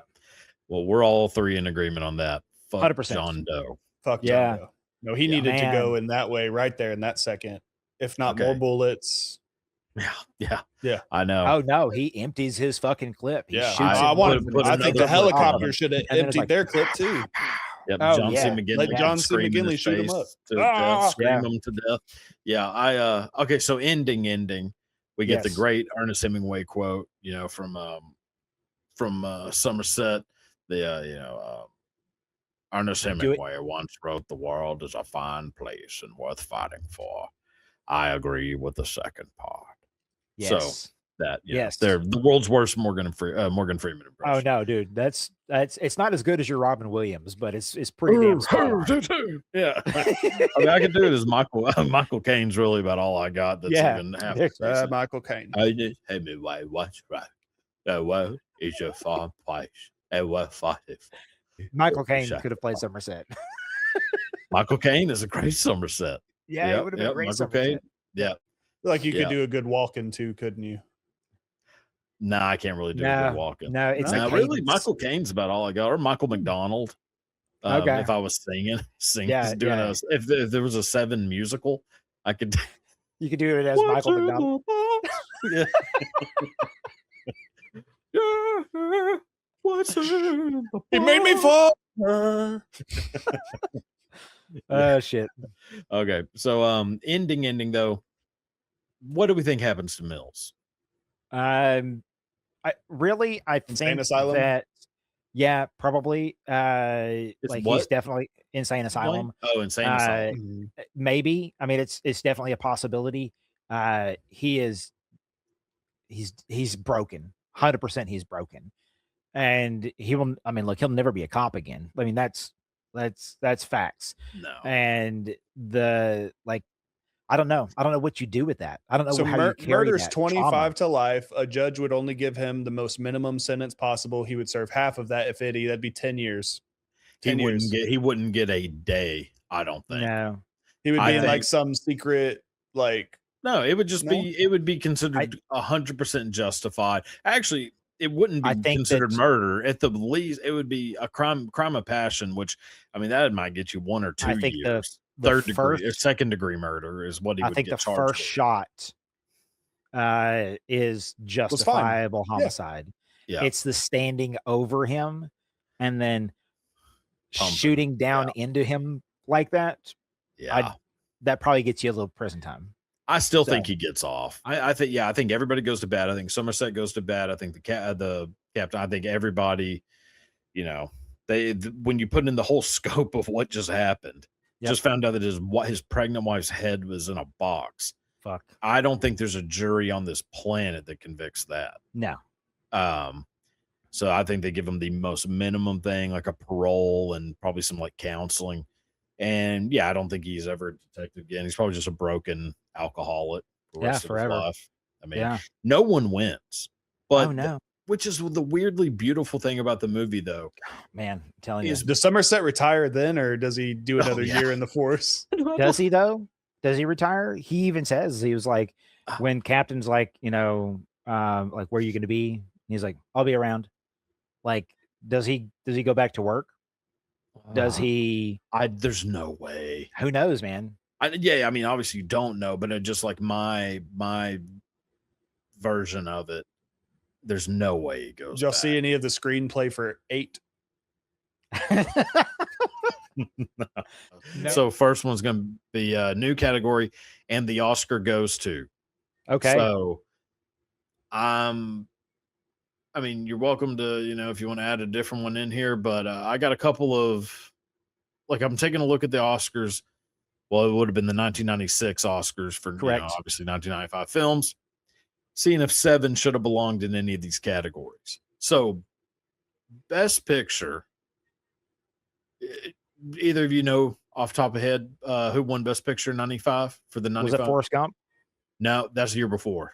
Okay, that was the 95 one. Not Yes, yes. I'm saying for like the 95 Yes. movies. So I'm just gonna call it the 95 Oscars. Sure. It's Yeah. confused. It confuses me always. So yeah, think of it like football. Yeah, go ahead. I know. It's the same thing. Yeah. So listen, fuck it. 96 Oscars.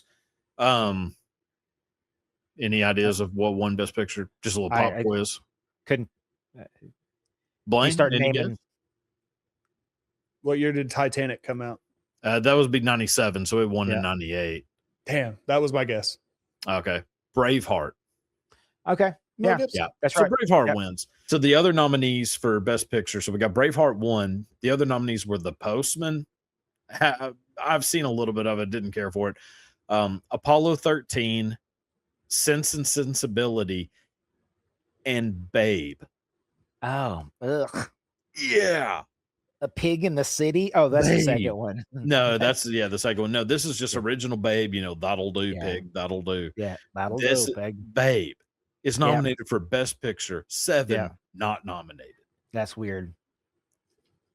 So we can all agree Does that we Se7en take get out Babe. nominated at all? It got nominated for In like any some screenplay? for like lighting Set? or Oh, art the direction or fuck? some I mean, horseshit. look, I mean, that It should have won deserves Best it. Set if that It was a definitely deserves category. that. Yeah. So, yeah. So we all agree that Babe, we take out Babe and we put in Se7en, right? Oh, 100%. Okay. I Do we mean, think like- Se7en wins Best Picture over Braveheart? No. Or do we think Braveheart do we think any of those nominees should beat Braveheart? Give me the other nominees again. The Postman, Okay. Apollo 13. Apollo 13, probably. Apollo 13's pretty good. Yeah. Yeah. Sense and Sensibility, I think, is No. okay. It's not that No. good.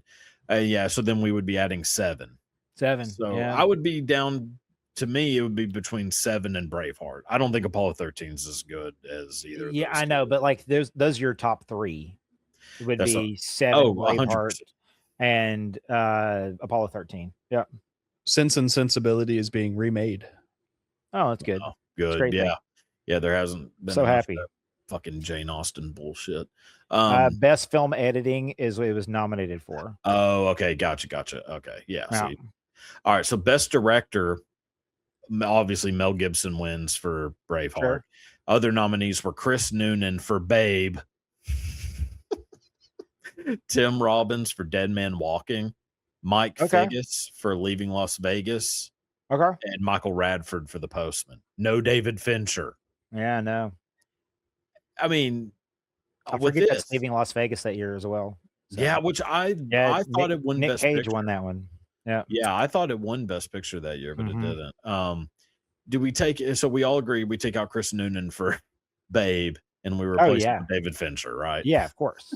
Do we put David Fincher over Mel Gibson for Best Director? I don't. I still think Mel Gibson probably is the better director. No, no, I don't know, man. I have such bias Of the that I year? carry with it. Like, okay, so at the time, I guess they would. It's because David Fincher had come from Aliens 3, Right? And you go from Aliens 3 to 7. It's probably the reason why he just didn't get the accolades and like the visibility of that. Yeah. I don't know, man. Ron Howard should have been nominated. That's 100%. Yes. He's not nominated for Apollo 13. Yeah. All right. So then, well, I still give it to Mel Gibson.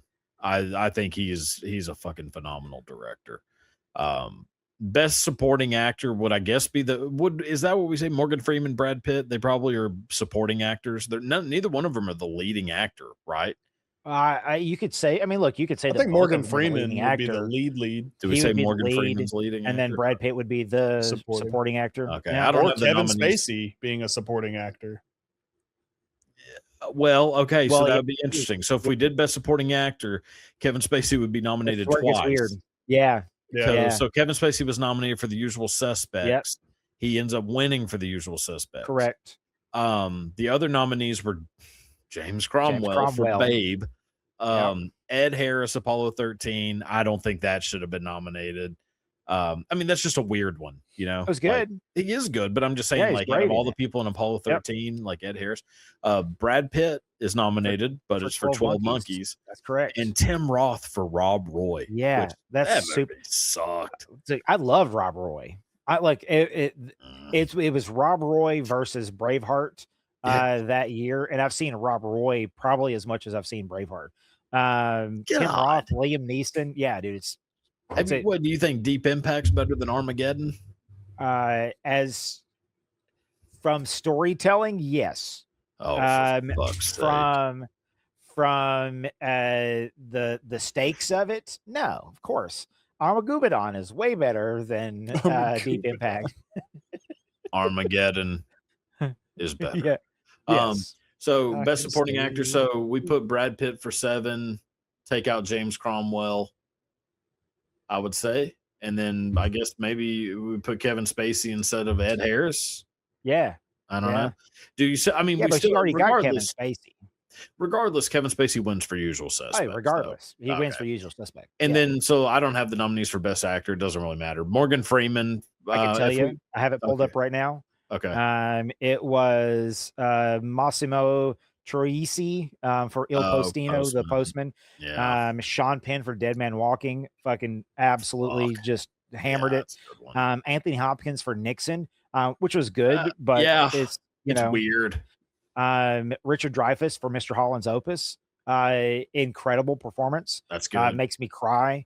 And then Nick Cage for Leaving Las Vegas, and Nick Cage, that's the year. That's his one win is for that right there. So I'm taking out. I'm putting Morgan Freeman in, and I'm taking out the fucker from The Postman. There you go. But do we? I mean, we still all say that Nick Cage should win. Oh yeah.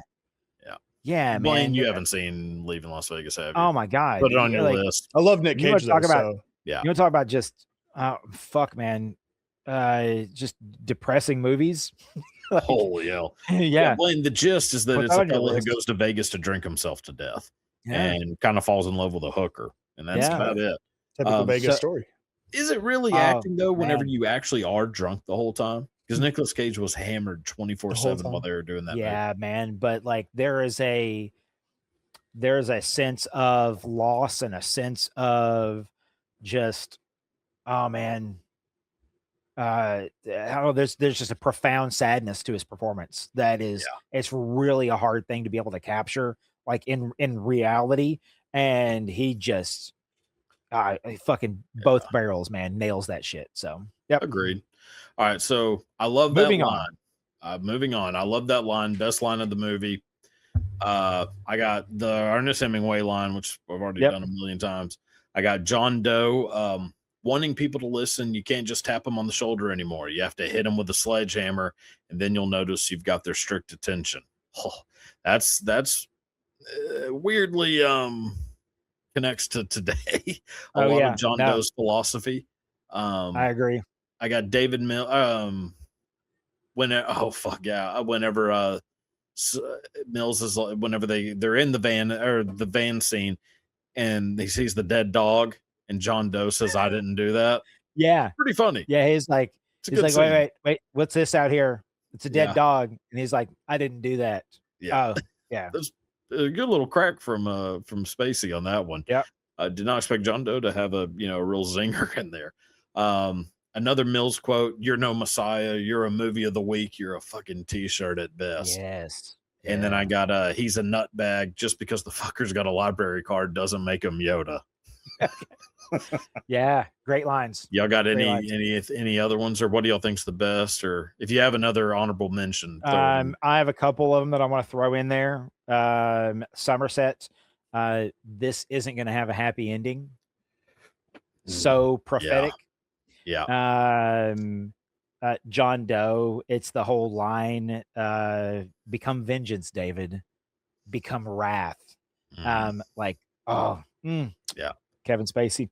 I have another honorable mention that definitely does not win, but it's one of my favorite delivered lines of the entire movie.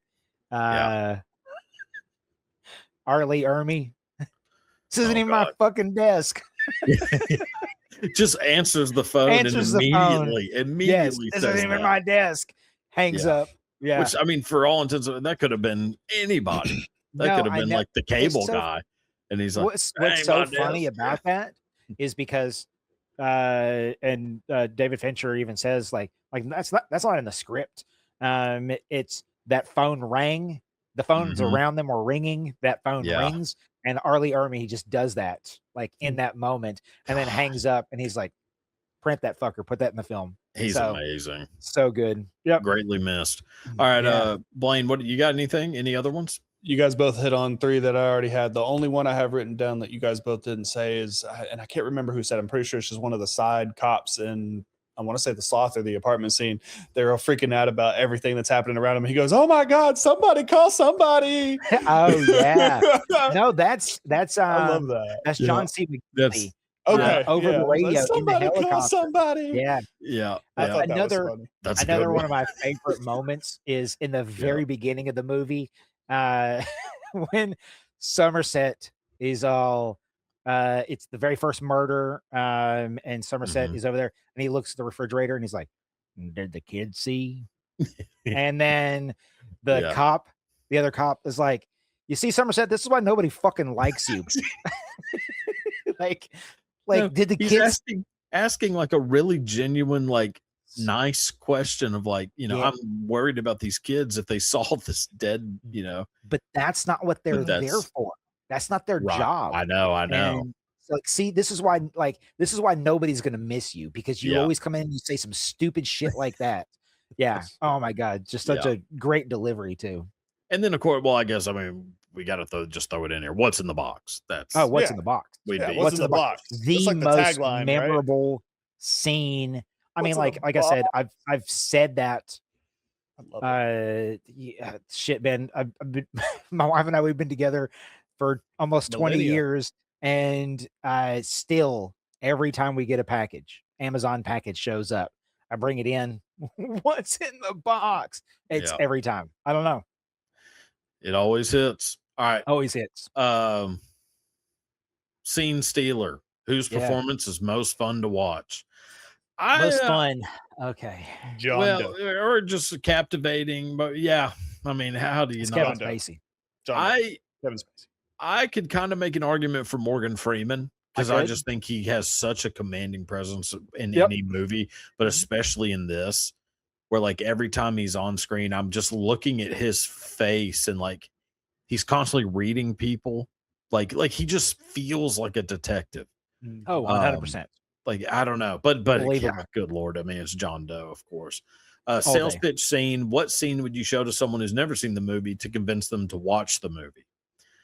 I go the apartment scene when they break into his apartment. I think you get, I mean, so it's after he's been attacked. I'm not doing that whole scene too. It's just him kicking the door down, discovering all the shit, and then maybe him, tricking or paying the crackhead to oh my God, that moment where that's a great moment. She's like, yeah, one of the murders that happened right back there. Yeah. And then he's like coaching her in front of the cop. He's like, no, did you get that? Did you get that? No. Yeah. He's like finishing her sentences for her too. Like, yeah. But then he says he like gives her money. He's like, go get something to eat. It's like, go get something to eat. And you're like, yeah, Mills, good dude. Complete the circle is all he's doing. Yeah, that's it. Well, Blaine, what do you got for sales pitch scene? So I put the majority of the sloth scene, I would show them walking up to the air fresheners, some creepy music, you know, them showing just the beginning of the body, maybe even the face, but not what happens with the body, just that it's dead and it looks like a dead body and it's a murder and they're solving it. And that's what's going on. And let people go into the theater and freak the fuck out when that's not a dead body. Yeah. Like it did me. That's a great, that's good. That's good sales pitch. For me, it is I picked something very unusual because of course I would. For me, it's the credits. It's the opening credit sequence. It's the cutting of the fingertips. It's the the writing of the books. Like there's so much that you discover in that moment of a credit sequence. This is probably the only time I would ever put the credit sequence. I don't know. David Fincher is there's some more Finchers coming. Girl with the Dragon Tattoo, it's hard not to as well. Fucking Fight Club. Fight Club has Zodiac. What is the Zodiac really it does. It has it's actually very it's a lot like Seven. The opening credits. I'm just kidding. Yeah. I'm just kidding. All right. Smoke break scene. Best scene to go outside and have a smoke break. As much as you guys love it, I put the library scene. Okay. I mean, I get it. Like after you've seen the movie enough times, you don't need to go. That's the only one on my list. That's the only one. I actually had the fingerprints getting tested and them sleeping on the couch. Oh, but I love the detective work of that. I think I like it, but tells more about them. Like it's them getting to become comfortable with each other as humans.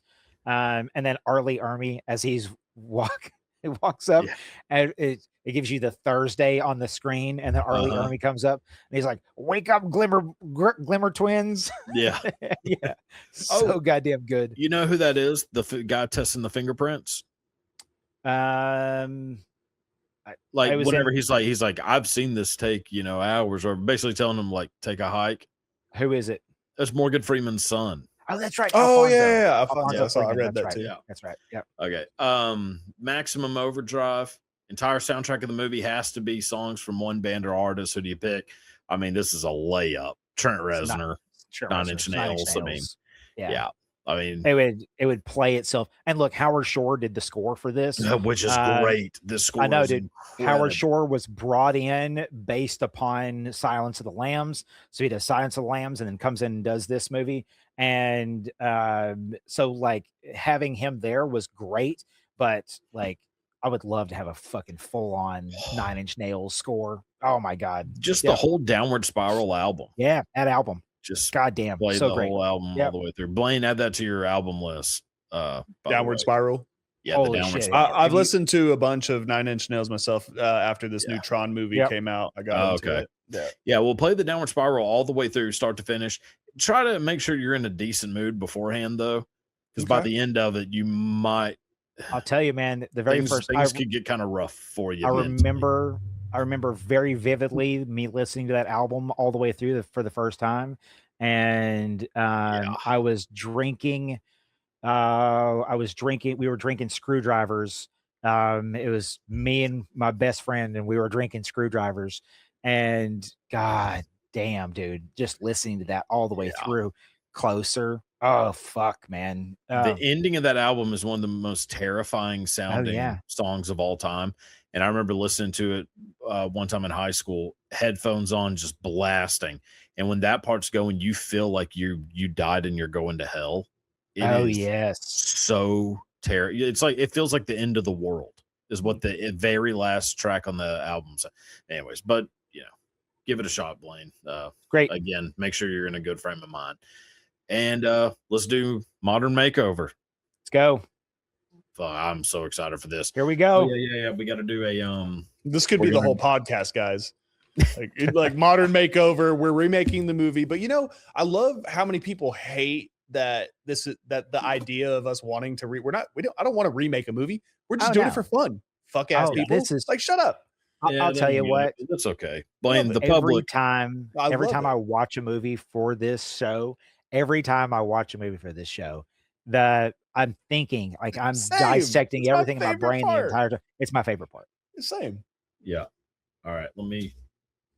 Okay. So we're We need to doing have a a theme. snake. We need to have modern makeover. We need to have a theme song that plays before this bit. I know. Well, I'll add it. All right, I'll listeners, make one. So get we're out there. doing snake draft. Remember, like last time. Snake draft. you- Yes. This time it's going to start with Tyler. So Um, give me your pick for David Mills Okay. So my pick is Josh O'Connor. from The Crown. The guy that played Yes. Prince Okay. Charles. Yeah. And most recently, from the new Knives Out movie, Wake Up Dead Man. Oh, okay. Yeah, yeah. He's like, oh yes, he's so perfect. Okay. I went Michael B. Jordan.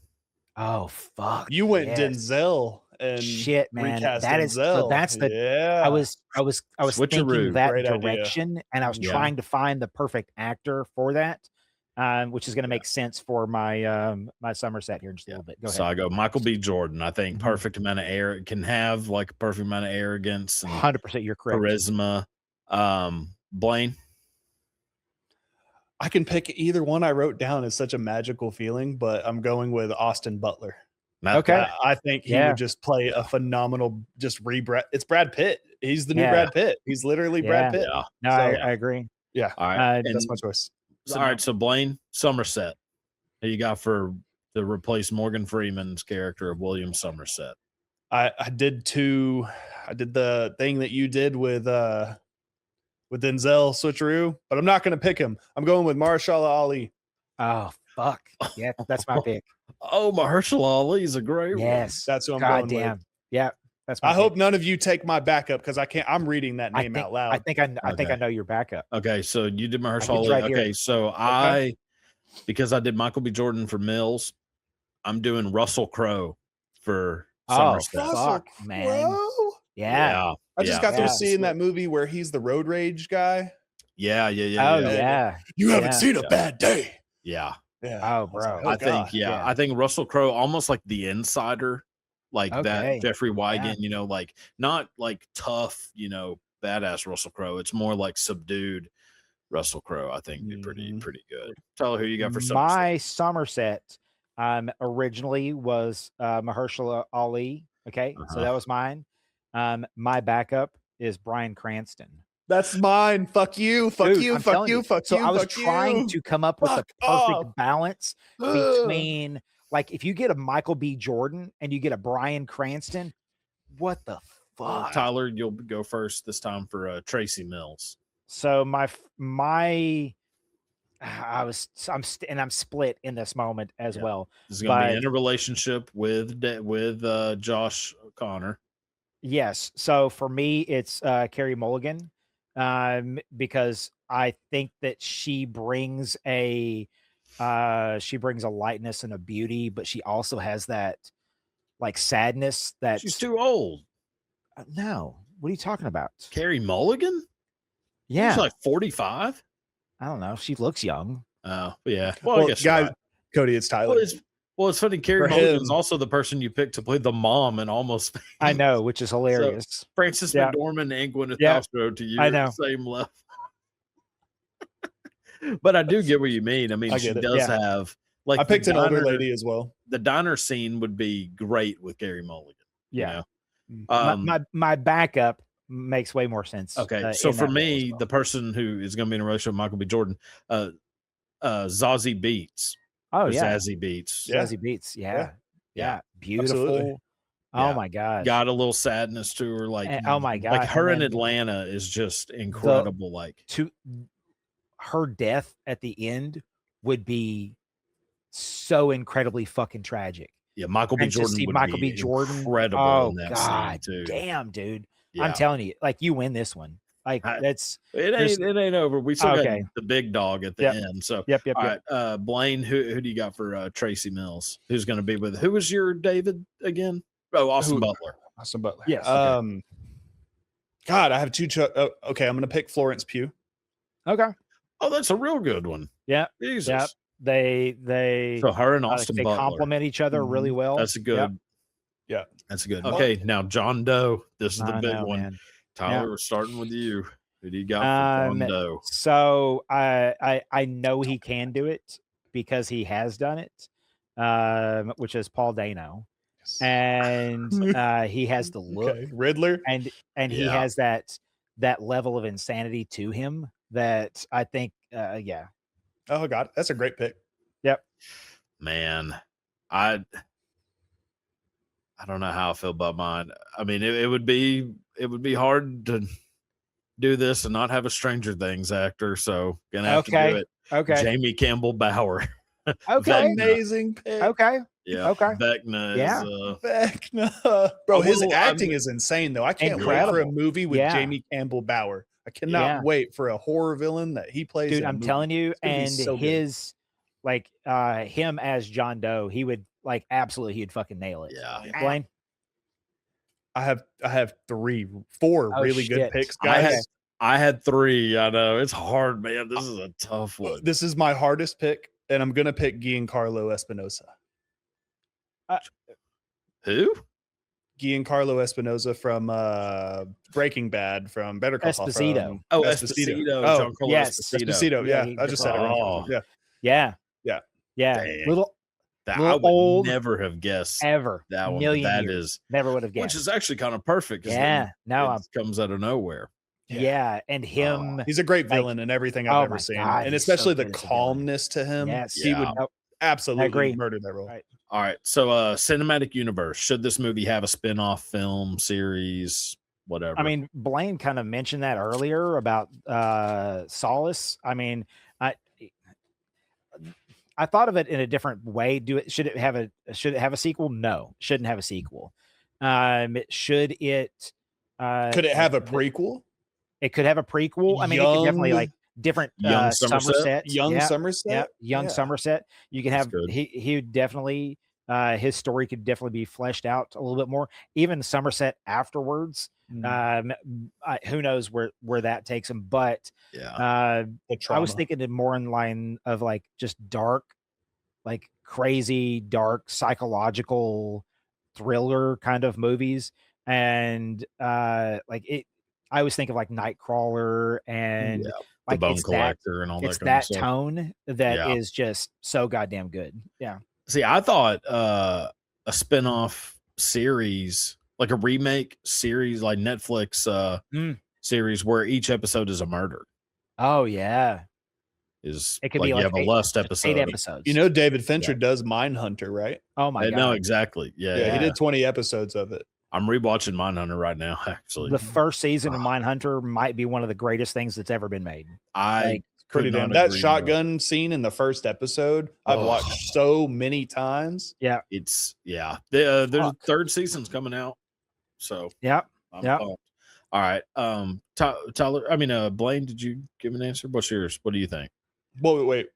For the Cinematic universe. universe thing? Oh, I put on mine, like, I love serial killers. So, I mean, a cinematic universe of different killers, but he did Zodiac, and I feel like that's kind of in Yeah. the universe. But they Yeah. don't mention in the movie, obviously, you guys read, they don't mention a city name. They don't mention where No, they're no. at. I They love don't it. tell the setting at all. But is it New Their York? badges say Is it Metropolitan. Philadelphia? Yeah, Metropolitan. I have Police. this coming up on something. So Okay. yeah. So last one, love, hate. Sure. We'll give just one thing, specific thing you love, one specific thing you hate about the movie. So it doesn't have to be like a broad big I like thing. the way you phrased the question this time. Yeah, I know. Thank you. Yeah, that's for you, Blaine. Appreciate that. So I'll start. So love is the aesthetic. I love the I wrote rain. the rain. I love that it's literally. constantly raining, but it has a Gotham feel to it. It Mm. feels like a fake This is his- city. This is his Batman. Yeah.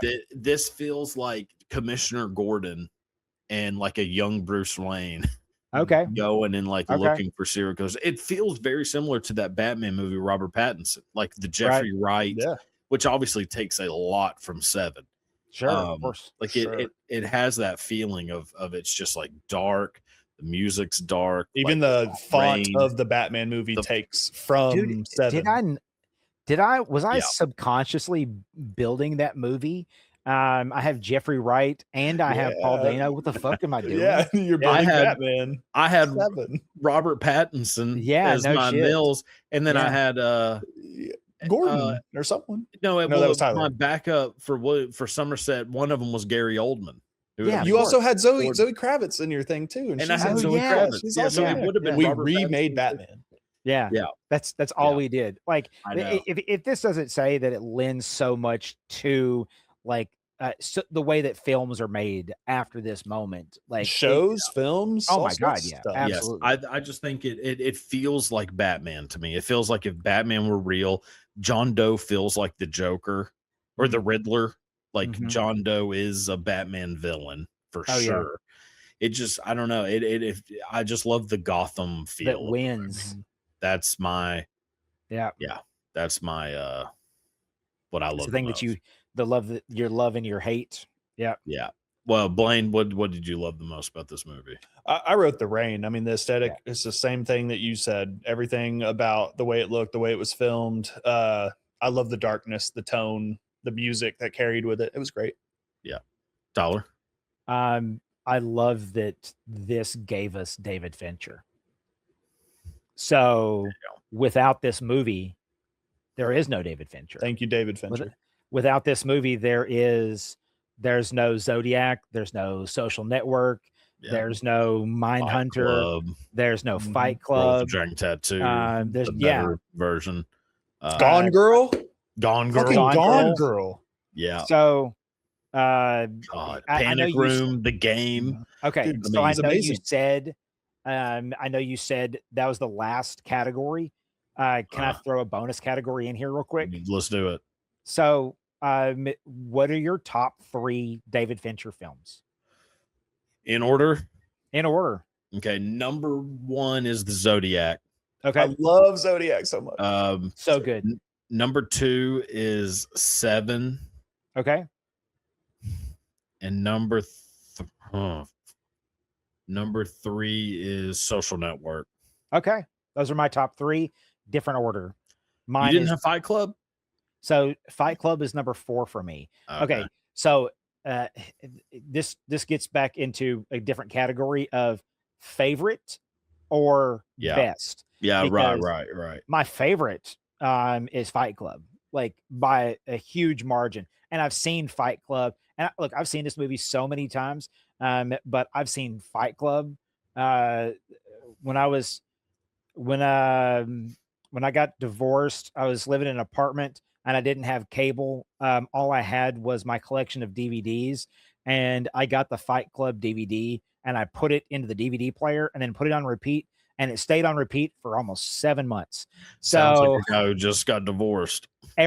literally everybody that would come over. He also meant to this say is VHS. This is true. No, was it a DVD? No, it was a DVD. It was a DVD. It was one of the first. It would have came out in DVD. I mean, 99. That's It was whenever one of they the started first being DVDs mastered. that I had, as a matter of fact. Shit. And so this was before IMDb existed. So on my coffee table was a coffee table book, which is I think it was called like the Hound's Guide to every movie that's ever been made. And it was like literally it was a 4-inch thick volume of all the references between directors and actors and shit like that. And me and my friends, we would get into arguments over movies even back then. Yeah. And but Fight Club is one that I've probably seen the most.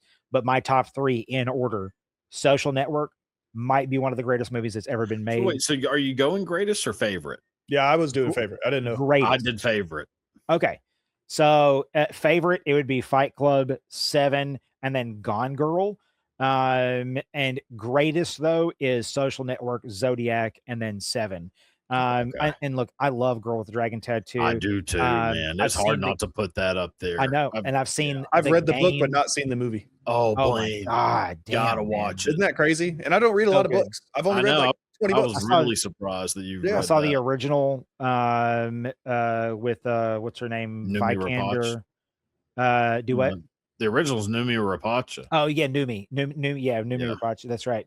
And like it's so good. I almost was like, oh man, I don't think they needed to have a remake. And then it's Daniel Craig. Come on, Yeah. like the whole fucking movie. It's so one of the goddamn biggest wastes ever is that they didn't finish out the series. Oh, I know. They just did that one, and Do that's the it. 3, No, man. didn't they do the Yeah. one on the train? Well, not Oh, all no, of no. them. No, they did. Fincher didn't do it. Yeah, Yes. no, okay. yeah, no. I mean, none of the original people are in that one. Correct. It's all. It's Yeah. a whole separate. They recast Yes. and okay. Yep. Death Yeah, I'm Race. talking about like Fincher And with Daniel it's Craig. not with- bad. The other ones are not bad, but it's just not. I'm telling you, there's a thing that Fincher brings, and yes, I know a lot of actors. Some actors hate working with him because he is a psychotic person, and he will redo a take 115, 120 times, and until he has worn that actor into like he's looking for a very specific thing, and he shoots everything on film. And so him shooting everything on film was like, it's becomes this huge cost thing for him to be able to make a movie, is because he likes to be able to shoot everything on film. And he has thousands of feet of film that he will go through on a single day, which is just, it's insane. He is the exact opposite of like a Clint Eastwood, who will come in and do 2 takes and then fuck it, let's go. Like, put it in the can, we're done. So Yeah, I think that's perfect. Blaine, My did favorite- you love? yeah. Yeah, we all did the thing we love. yeah. And one thing we hate. No, hold on. Let me finish Tyler's. I didn't do my 3. Oh, Okay. yeah, sorry. Yeah, Blaine. do your 3. Yeah. Go ahead. Zodiac, Gone Girl. Gone Girl, so 7. good. Okay, you put 7 over Gone Girl. I mean, Gone Girl No. over 7. I do put Gone Girl over 7 because I've seen Gone Girl probably 4 or 5 times, and Yeah. I really enjoy that story. Like, I really, really love that movie. Incredible. So I don't good. like Ben Affleck that much, but I And the love turn he's that him. great. happens He's halfway great. through Oh the my movie. god! Like Fuck.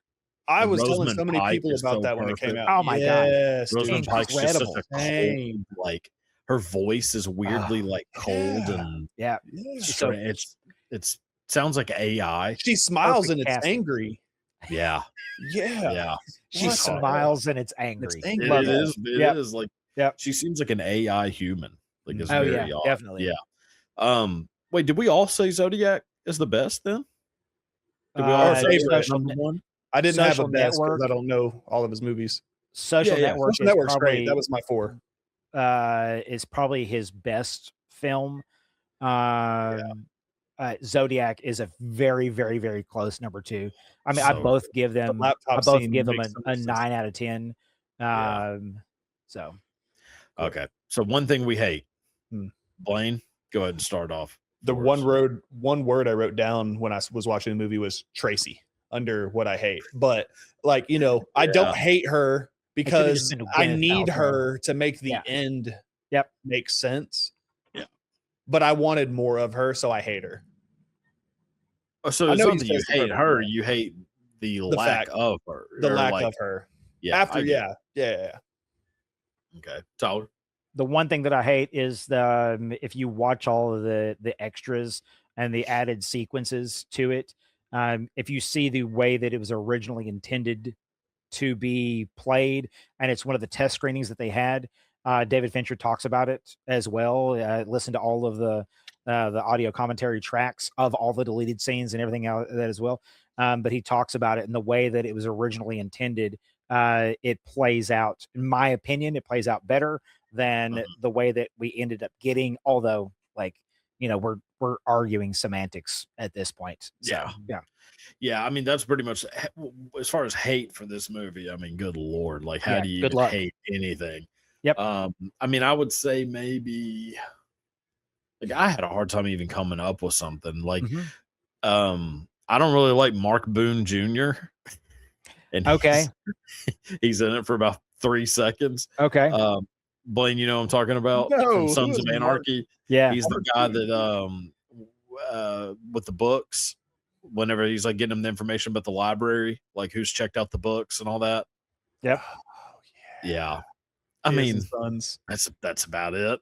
So yeah, otherwise hilarious. pretty perfect movie. I mean, Great good movie. lord. Yep. What's our All right. rating? Time for ratings. Rank it out of 10. Tyler, start with you. 8. It gets a solid 8 out of 10. So I mean, would- it's almost a 9. It's almost a 9, But like if I have like if I'm putting that up against what I think is a 10, which is Social Network, and I put it up against what I think is a 9, which is Zodiac, like it's an 8. So All right, that's fair. I get the yeah. Blaine, Same. I have it at an 8. really? Yeah, I really like the movie. Yeah. All right, What do no, you have go it ahead, at? Blaine. Sorry. No, I just said I really like the movie. I wouldn't put it as good. Like Gone Girl, I'd give a 9. Zodiac, I'd almost give a 10. But I could 7 was really good. I give it 8. I go 9. I give it a 9.0. I think to me, Zodiac is a 10. Social Network is a 9.5. Okay. And then 7 is a 9. Okay. So, I think that Social Network 2. I forget we're doing 0.5s. So yeah. Let's do. I give it an 8.5. I mean, look, I give it an 8.76. How does that sound? How does that sound? 0.5. Only it's like 0.5. right below. It's like right below a 9 to me. Yeah. Yep. I get it. Yeah. Well, we did it. We survived. Heads intact. Why didn't any of us give it a 7? Blaine, it does, I know. Deserves if the movie was called 9, it would be perfect. 6, 7, right? 6, 7. 6, 7. Good job, Tyler. All of you fired. Yeah. Red card. Well, that does it. So thank you all for watching. And until next time, goodbye. Bye. Goodbye.